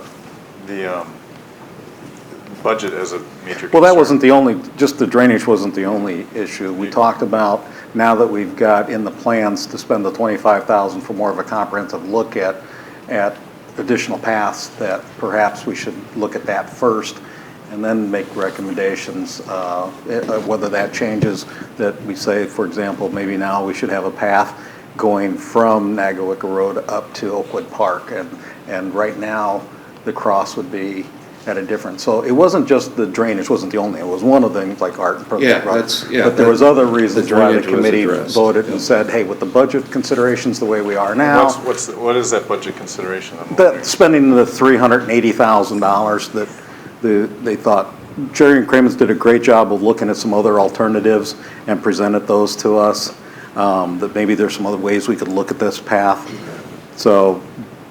You mean in terms of saving money on the path as it's been presented? Correct. But the alternative was, in the cost savings comes with an on-road path. Right. Not a separated path. And that's the savings that Public Works continued that they thought would be a cost savings and on the road Correct, that if we went to, instead of a separated path. There's no doubt that on-road paths would be less expensive than a separated path, And especially with the enclosure of the drainage ditch necessary for the separated path. And there's also no doubt that a separated path is far safer than any attached path.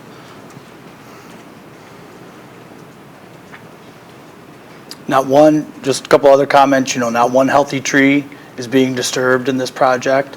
the objectives of the way it's laid out, which is an agreement by, following these criteria of making sure that it's separated and safe, that we maintain the rural environment and protect healthy trees, of which we have done coming down, and that we remain 100% in the public right-of-way, and that we keep it at the cost to the lowest feasible, realistic price that we could do. And Mike has gone over that many, many times, and this design meets those 4 criteria the best.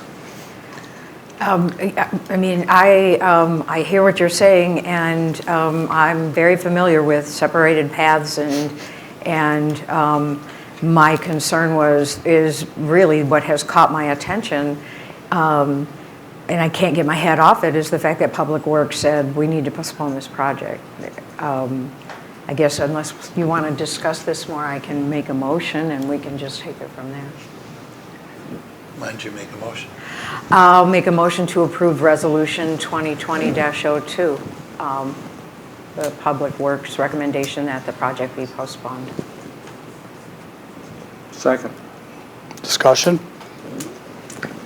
So there's an email about cost.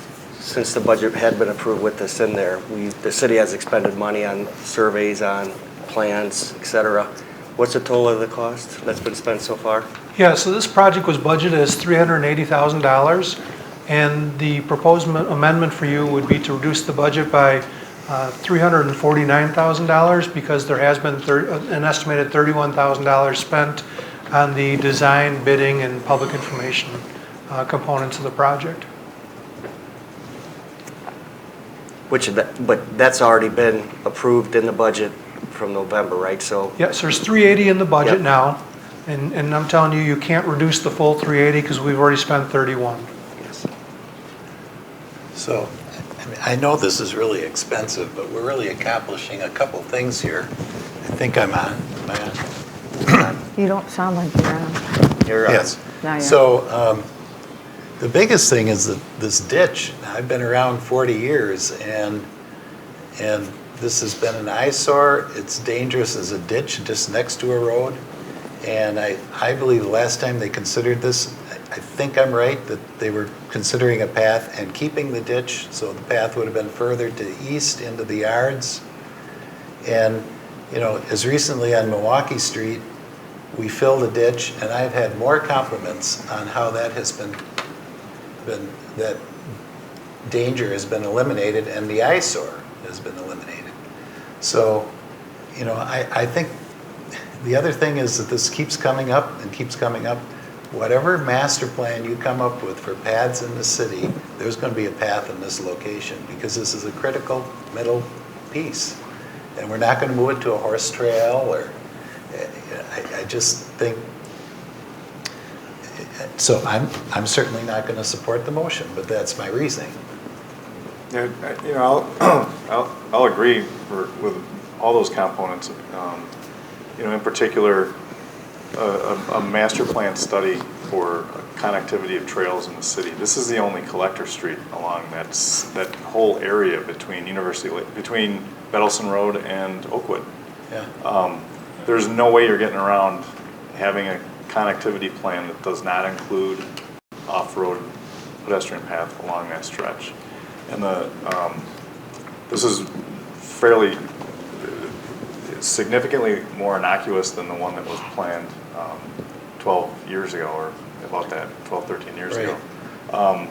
In that it does eliminate the ditch. It is entirely in the right-of-way, and it does not demolish trees. And I think all those were big objections back 12 years ago.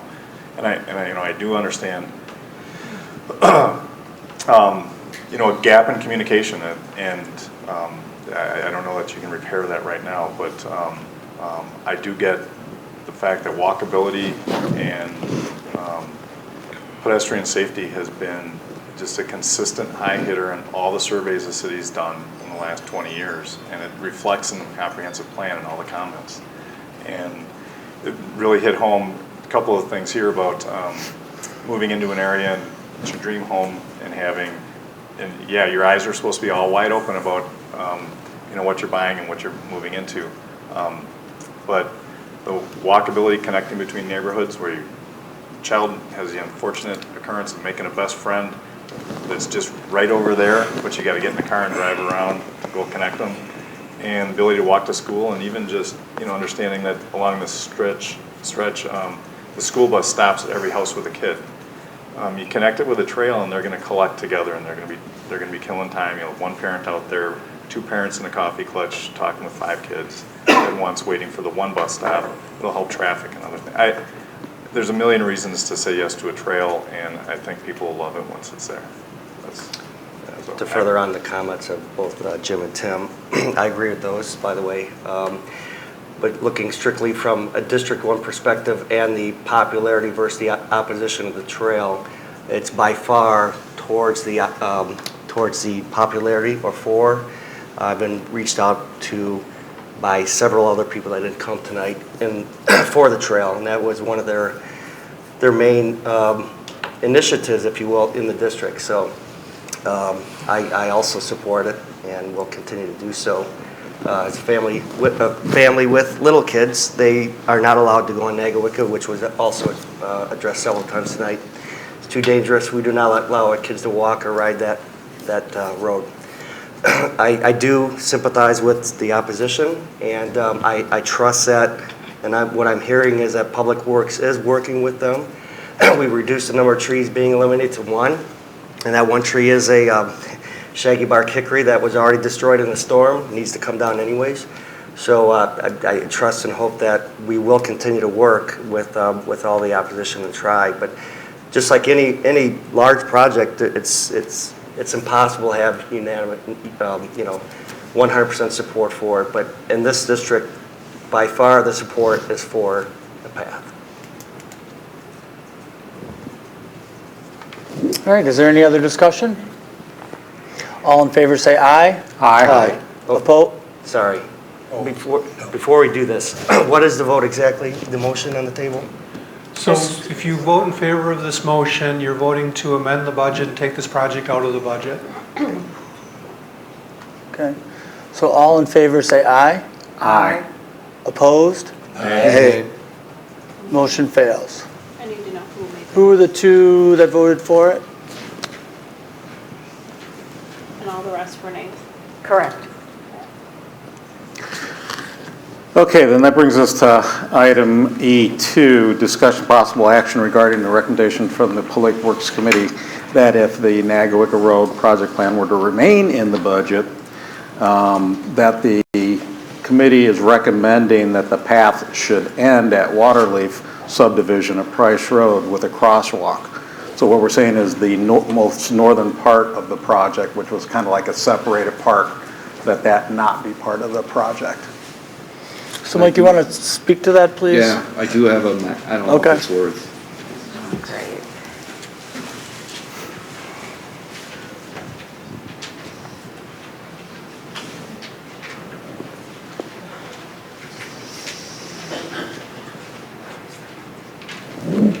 So north of.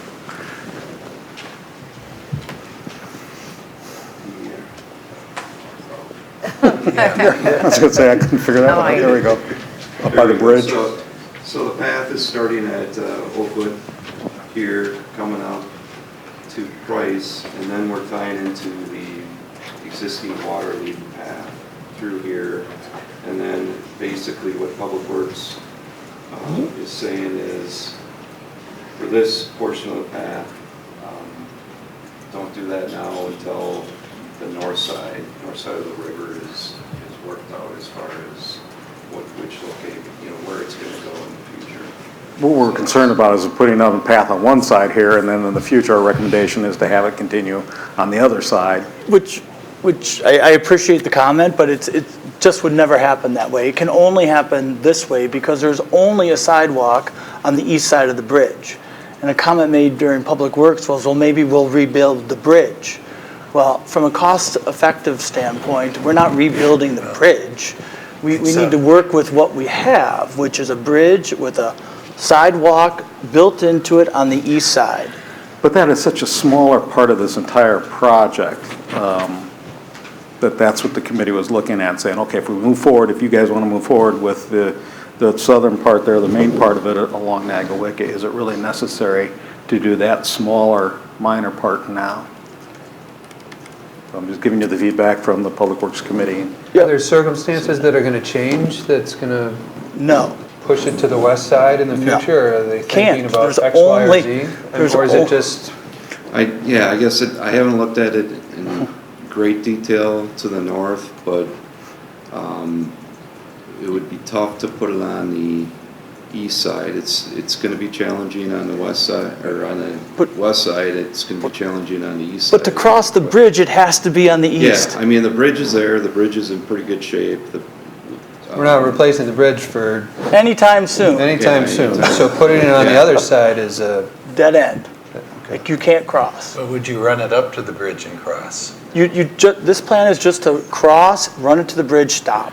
You And then can't- what happens past there, it would start on the east, and then whatever design would be designed, right? You couldn't cross at the bridge because you'd have inadequate sight distances for motorists seeing pedestrians on that crosswalk with the curves that they have to navigate before getting there.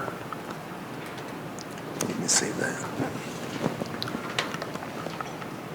Would you Well, that's consider my- building a pedestrian bridge on the west side? I wouldn't support rebuilding a pedestrian bridge. That's an expense we don't need. I mean, we literally don't need. We have a bridge that's functional and it has a sidewalk. We just need to tie into it.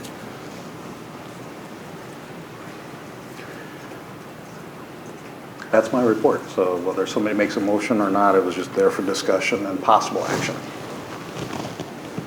So it could just stay So the there without it. current, so the current plan, since we're on the west side of the road, coming by Waterloo, right? Mhm. Where are we crossing to get to the east side of the road? Right there? Yeah, right at the end of where Waterloo Okay. path, and we're crossing there as soon as we can because there is that curve there. And you've checked the sight Yeah, and distances? It meets all the minimum stopping sight distance. Did you bid this to the bridge? But that, Yes. With that curve, so then with the curve to the north, and so I'm not trying to trump Public Works, but I'm just thinking, where would you cross anywhere else but there, but once you get across? You can't. I'm just, What's the subdivision that's next to the north? Lakes. Western Lakes? Is because that- I just knowing from driving it, that's a tight turn and it doesn't straighten out. It's an S turn. You're kind of committing, so I get what Public Works saying, you're committing to the west side or the east side of the road. Yeah, and then the north side. More, you're investing more in that as an absolute, but the only way to get it to the west would be to change the bridge? Yeah, right now, you just have the sidewalk on the east side of Can you the bridge. can you restripe the bridge, or that sidewalk is up? There's a raised sidewalk. Okay, all right, all right. Okay, I get it. There are things you could do. They would all involve additional expenses. You could hang a sidewalk off the west side of the bridge. You could put in a small pedestrian-only bridge immediately west of the existing bridge. But those are all more expenses. And, the path north of the Bark River was discussed long before I was an employee with the city. And all the previous proposals all had it on the east side of the road. And people involved with those past proposals have all indicated to me that's their opinion, that's the only side of the road you could really do it on. That's why they put the sidewalk over there. When they built the I guess bridge. someone made a decision then, right? Yeah. Well, if you do walk that, which I do very regularly, the east side, as you go along north is the only option because of, unless you're going to put an elevated walkway the whole west side past the S-curve, the east side is really the only option. And as it exists today, Waterleaf path ends in the road right where the spot would be, where the crossing would be, right? Yes. So there's no further expenses incurred in improving that path. It's just a matter of extending it. Yeah, well, it would be the length to get into the bridge. Well, I just think if it's already in the budget to the bridge, leave it, go to the bridge. All right. Is there a motion? Seeing no motion, we'll move on. Okay, 3F, Delahart, Mr. Eicher. We have not had a meeting since our last meeting, so no report. Thank you. 3G, Police Commission. No meeting, no report. Thank you. 3H, Library Board, Ms. Valdi. We did have a meeting in lieu of the time. I'm only going to mention a couple of things. You can check the library minutes. But because they completed an annual report that's worth looking at. A couple of things. We had a space planner visit the library, not outer space, but running and rearranging the space inside the library. And the final report will be presented to the library on the 25th of this month. And now we're looking forward to it because the space needs more clever arranging. The only other thing I'm just going to put out there is that the library uses a projector about once a week in here, and it has been dysfunctional, I guess. And there is some conversation about we might want to, there's nothing to do now. I'm not presenting it as any action item, but wanted to put that out there, that that's something we should look at. So that's it. Well, I'd like to make a comment about the library. Yep.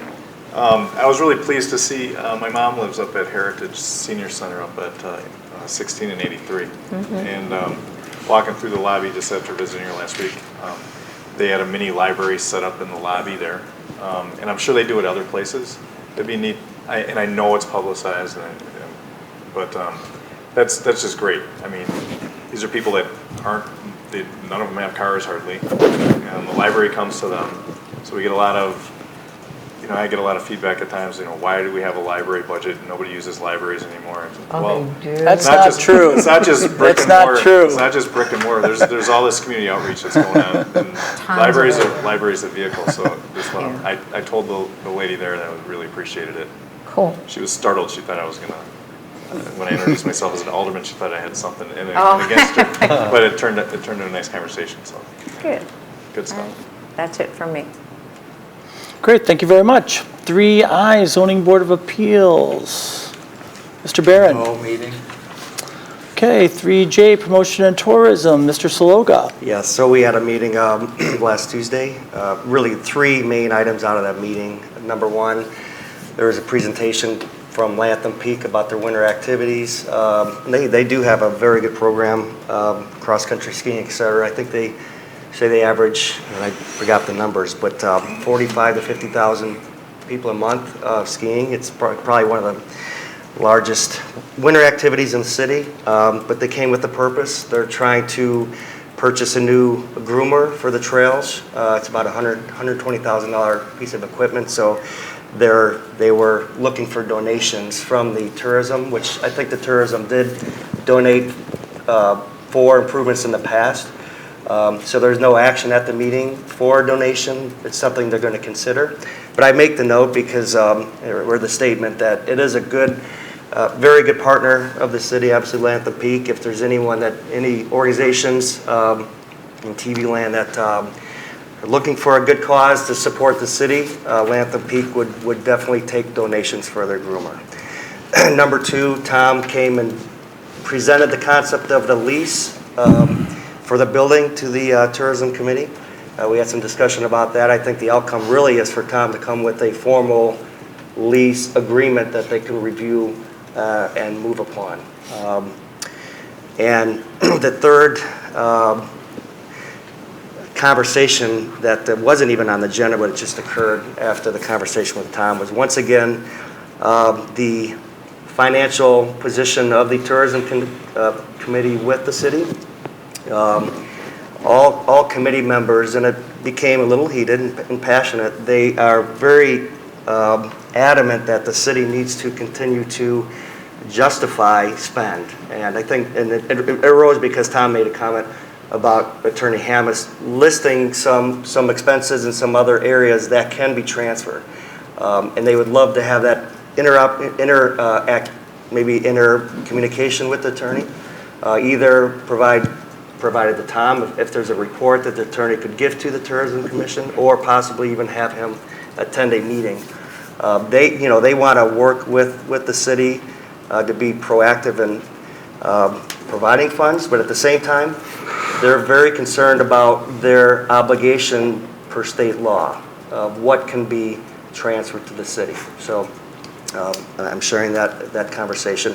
You know, I guess from my perspective, the way I look at this, we almost need to view the tourism committee as a customer somewhat. I mean, the money they collect are not city resident dollars, they're hotel tax fees, and I know that was always part of the city coffers in the past, but we need to really start to get more creative based upon the laws that are in place to make sure that we're compliant, which I'm sure we could, but creative and probably more outreach on how to accommodate that compliance.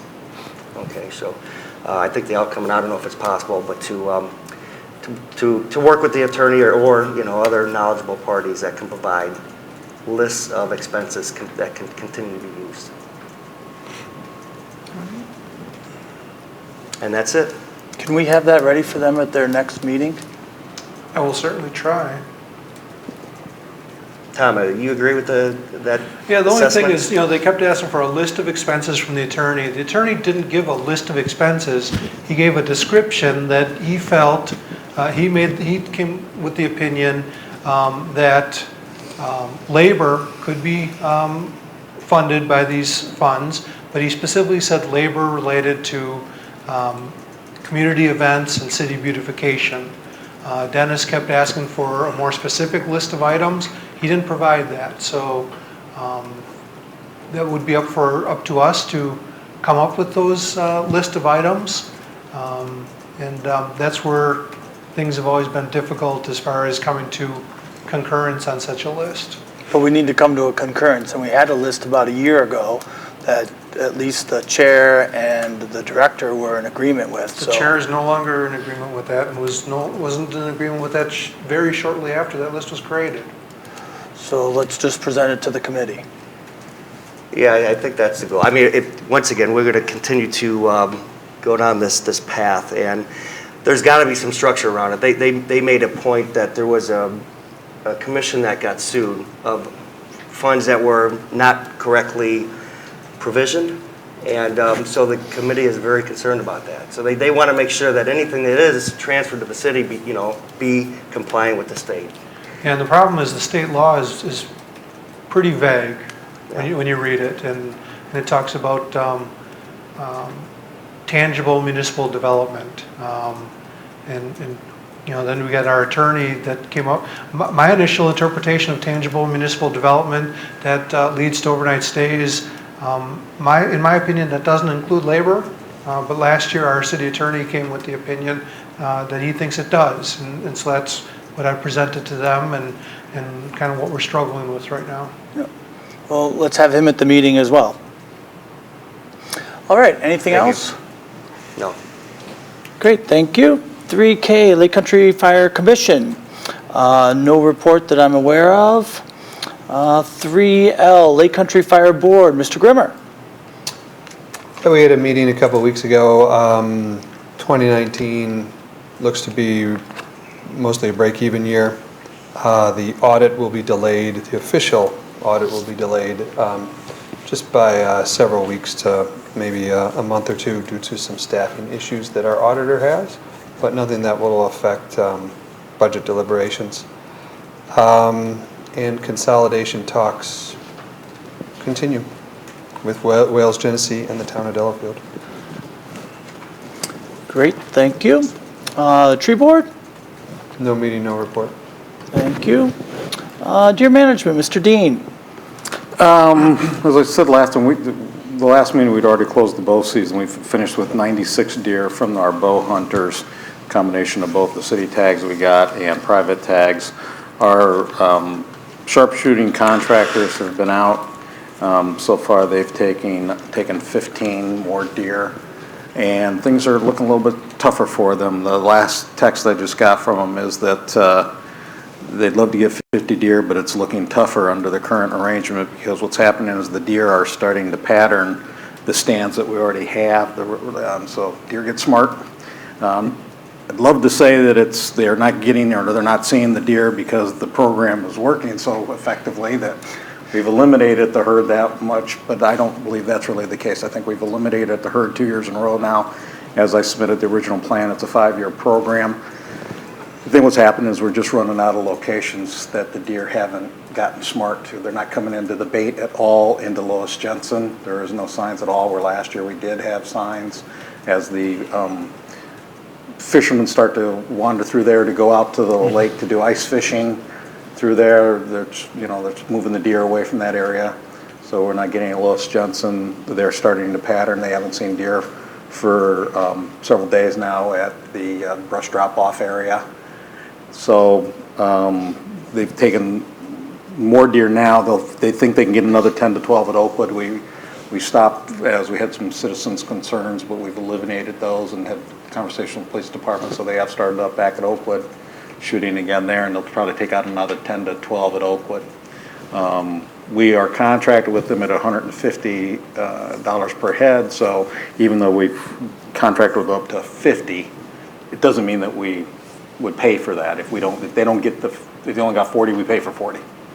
But I certainly would like them to have more opportunity. So I guess what I'm saying to you is I want to remind you that our ordinance says, as far as firearms, no shooting of firearms, except item 3B is that except for any deer or animal management program duly authorized by the Common Council.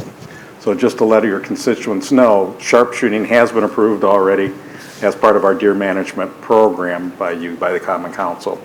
As I read it, because it does not limit us to, like in our bows program, within 100 yards of some dwelling, because that's only underneath the bow hunting and regular hunting.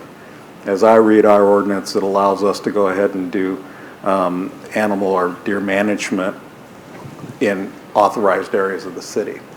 We need more locations, so I guess I'm saying to you, if you know of any locations that would be open people, individuals, for allowing our sharpshooters to come in and put up stands in the next 2 weeks that we have, I'm asking for your support to try and get more locations to help continue to eliminate the herd, or reduce it rather.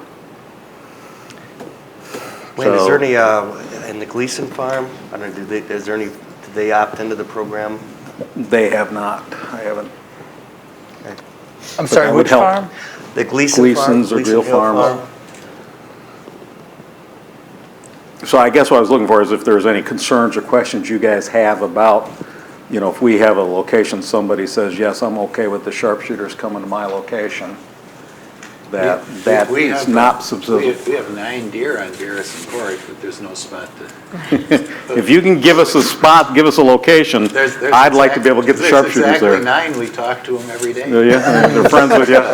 So what do they claim their safe range is? They said there's no. These guys, you remember, and I'm glad you asked that question, Doug. These people are approved by there's only so many people approved by the DNR, of which to be a sharpshooter, you have to go through a special training course through the ATF. So these guys have gone through. These guys are going to hit anything within 50 yards by a dime. And they have to be elevated by so much? They have to be elevated. They are shooting from an elevated position or on a ground blind shooting downward. This year, the only change has been with the DNR, as opposed to these guys just do headshots like the deer drop there. They do body shots, but if they hit exactly where they're supposed to, right above the shoulder, right into the heart, the deer will drop just as well. So they're dropping the deer. We just need to get them locations. That's what we're looking for. So I guess I'm asking, first of all, if anybody has any concerns, if somebody comes to me and says, hey, I give you permission to shoot on my property, we're all within our ordinance to do that because it's part of a deer management program. Unless somebody thinks we need to add something special. I don't think we do, Tom, do you? I mean, it's written specifically in our ordinance, as long as it's part of a already Common Council approved deer management program. Yeah, what Wayne is asking about is the opportunity to potentially have the sharpshooters located in some smaller residential neighborhood properties. Our city code does allow for that because it allows for sharpshooters in the city without any restrictions, and the DNR also allows for it, but obviously it can generate complaints from neighbors and things like that, especially now that we can't do headshots now. There's more potential for deer to run into other properties and things like that. And so the council should be aware of that, and if we're comfortable with that, then give that direction to Wayne.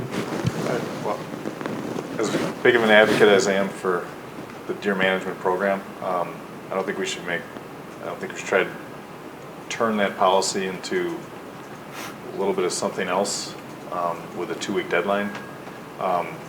Just saying that I know that the city's participated several times, and certain homeowners associations have come to us, or a cluster of neighbors have asked for sharpshooters, and we've actually, this is before we were involved financially, we were allowing it and letting them pay for it, and that was definitely not within, that was in a neighborhood, right? And so they've got a guy in a tree shooting deer in a neighborhood. I would have a problem kind of with a blanket statement saying, if this person and if my neighbor said, go ahead, shoot the deer in my backyard, to have a sharpshooter up there the next day because of the interpretation of the ordinance, I think that should come to council as a facet of the deer management program that we're approving, because new sites weren't approved as a part of the deer management program as it stands.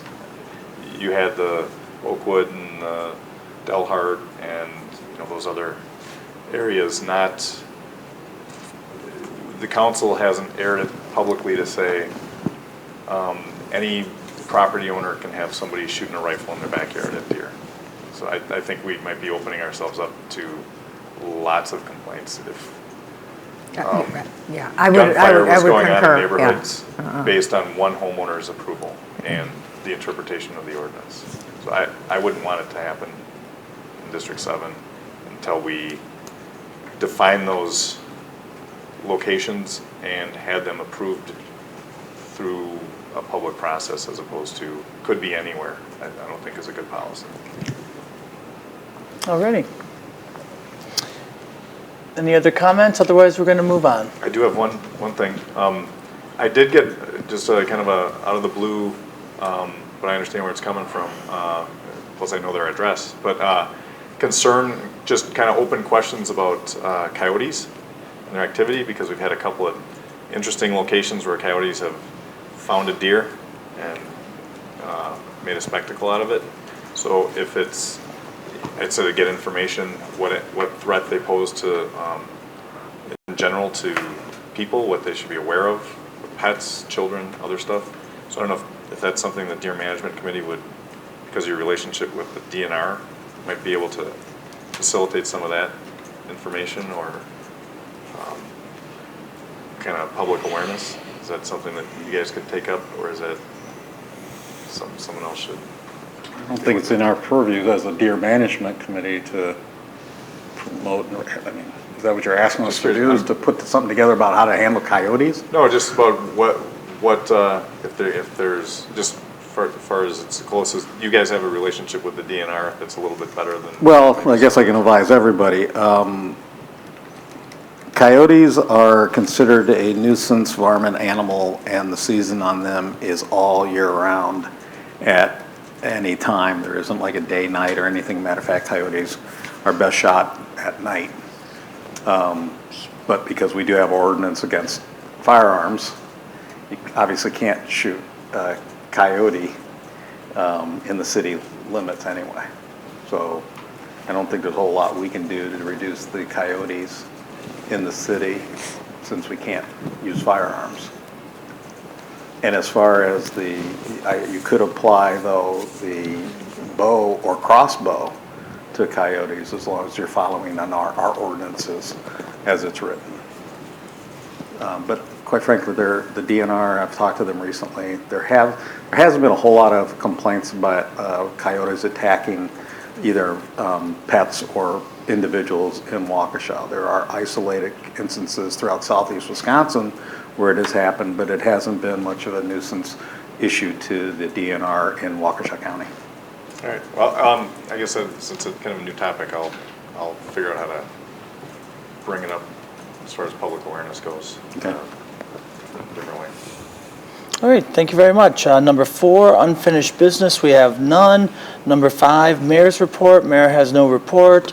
6A, discussion and possible action to waive the 4th of July parade event packet for the anticipated future.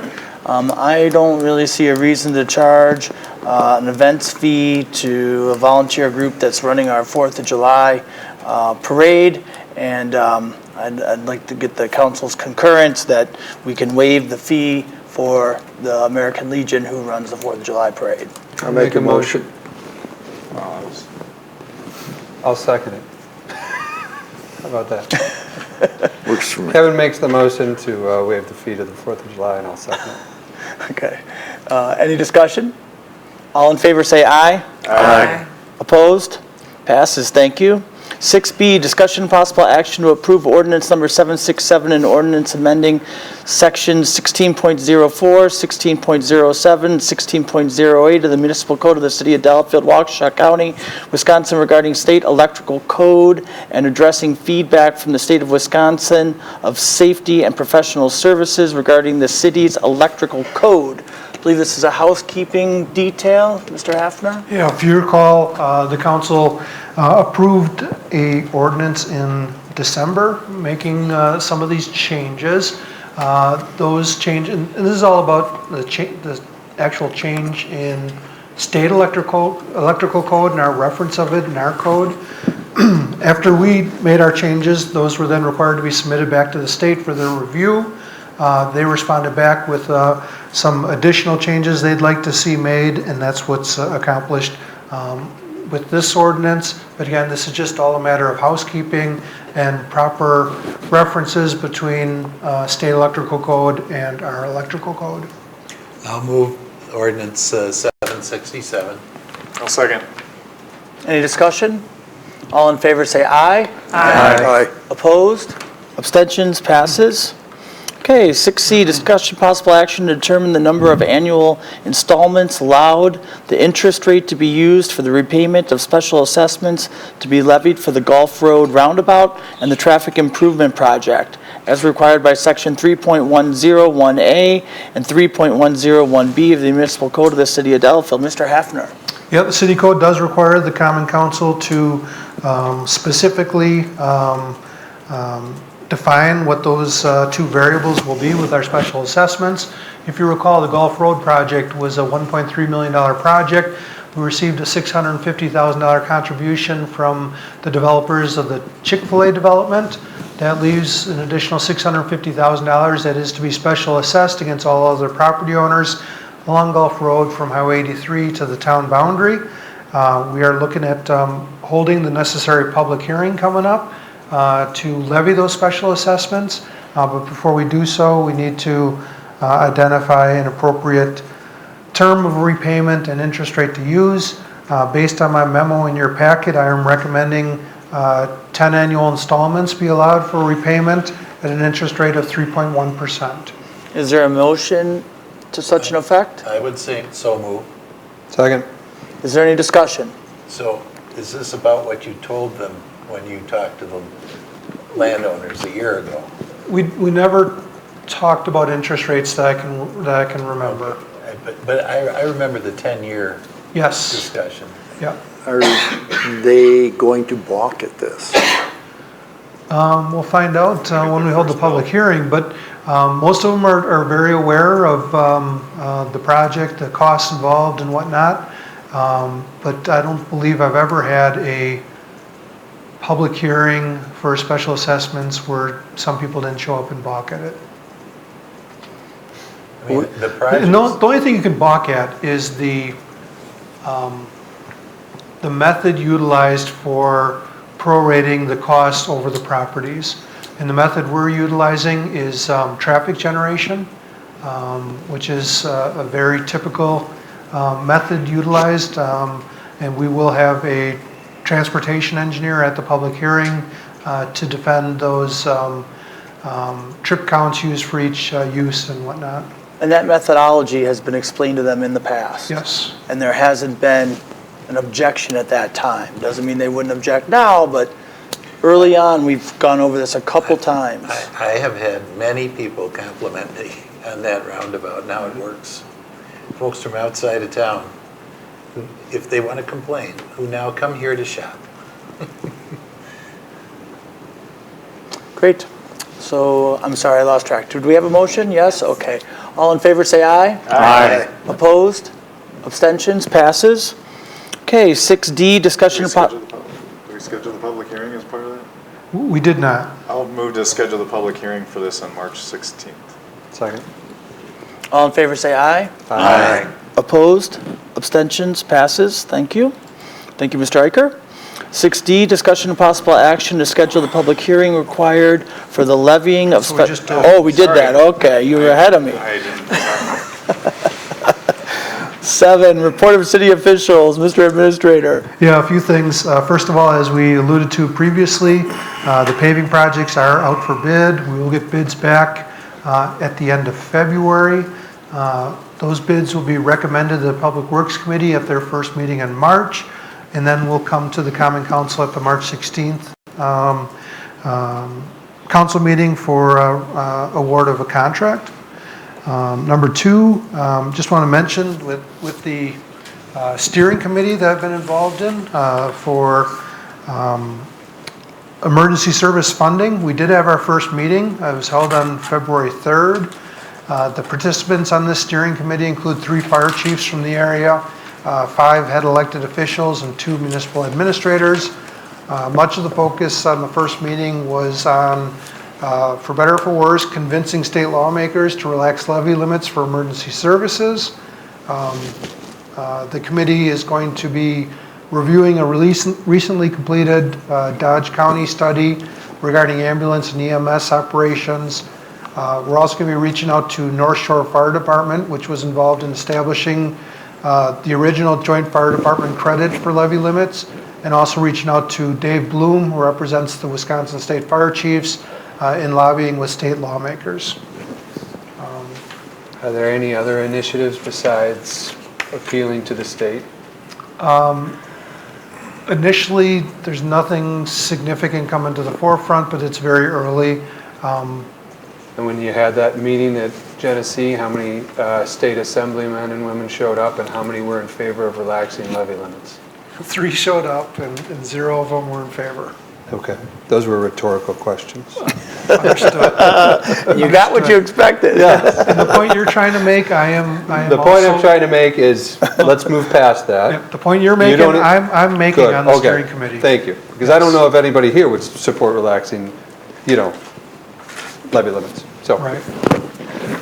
There is some talk that, I think it was Fond du Lac County, the county has passed some kind of tax that was exempt from levy limit and then is distributed to municipalities, but that's very early in its infancy as far as investigating that. Thanks, Tom. Just a couple more things.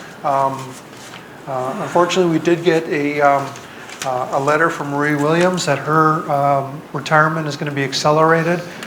We had been anticipating that she would be with us through April 30th. Now she's only going to be with us for another 2 weeks, and her last day will be March 2nd. And lastly, just a reminder to get out and vote tomorrow. Voting's at Christ the King Church from 7 a.m. to 8 p.m. With the Supreme Court Justice on the ballot, and also for those people in the Oconomowoc school districts, there's some board members on the ballot. And that's it. Great, thank you. Okay, 7C, I'm missing something, the voucher list. 7B, clerk, discussion and action on the voucher list. I move to approve the voucher list. We didn't see it. I haven't seen it. Where did We it go? haven't seen it at all. There's We no. don't have one. No voucher list. No, so I threw out my motion. We will, It's in the packet. Well, I suppose, yeah. Voucher list is, Yeah, you just didn't get the book to sign. Right. And that's okay, that we didn't sign it? so it's in the packet. If anybody's uncomfortable approving it without the book being here, we can do that at the next meeting. I'm not. Then I still make my motion to approve the voucher list. Okay. I'll second. All right. Boom. All right, all in favor, say aye. Risky vote. Aye. Opposed? Nay. Passes. Oh. All right. Oh. Thank you. Okay, 7C, council request for future agenda items. No discussion of requested item. Anybody like something on the next council agenda? Seeing none, we will move on. Motion to convene into closed session per Wisconsin 19.851E, deliberating or negotiating the purchasing of a public properties, the investigating of public funds, or conducting other specific public business whenever competitive or bargaining reasons require a closed session. More specifically, the city engineer and the city planner services. We'll need a roll call vote. I'll move to go into closed session. Second. Okay. Okay.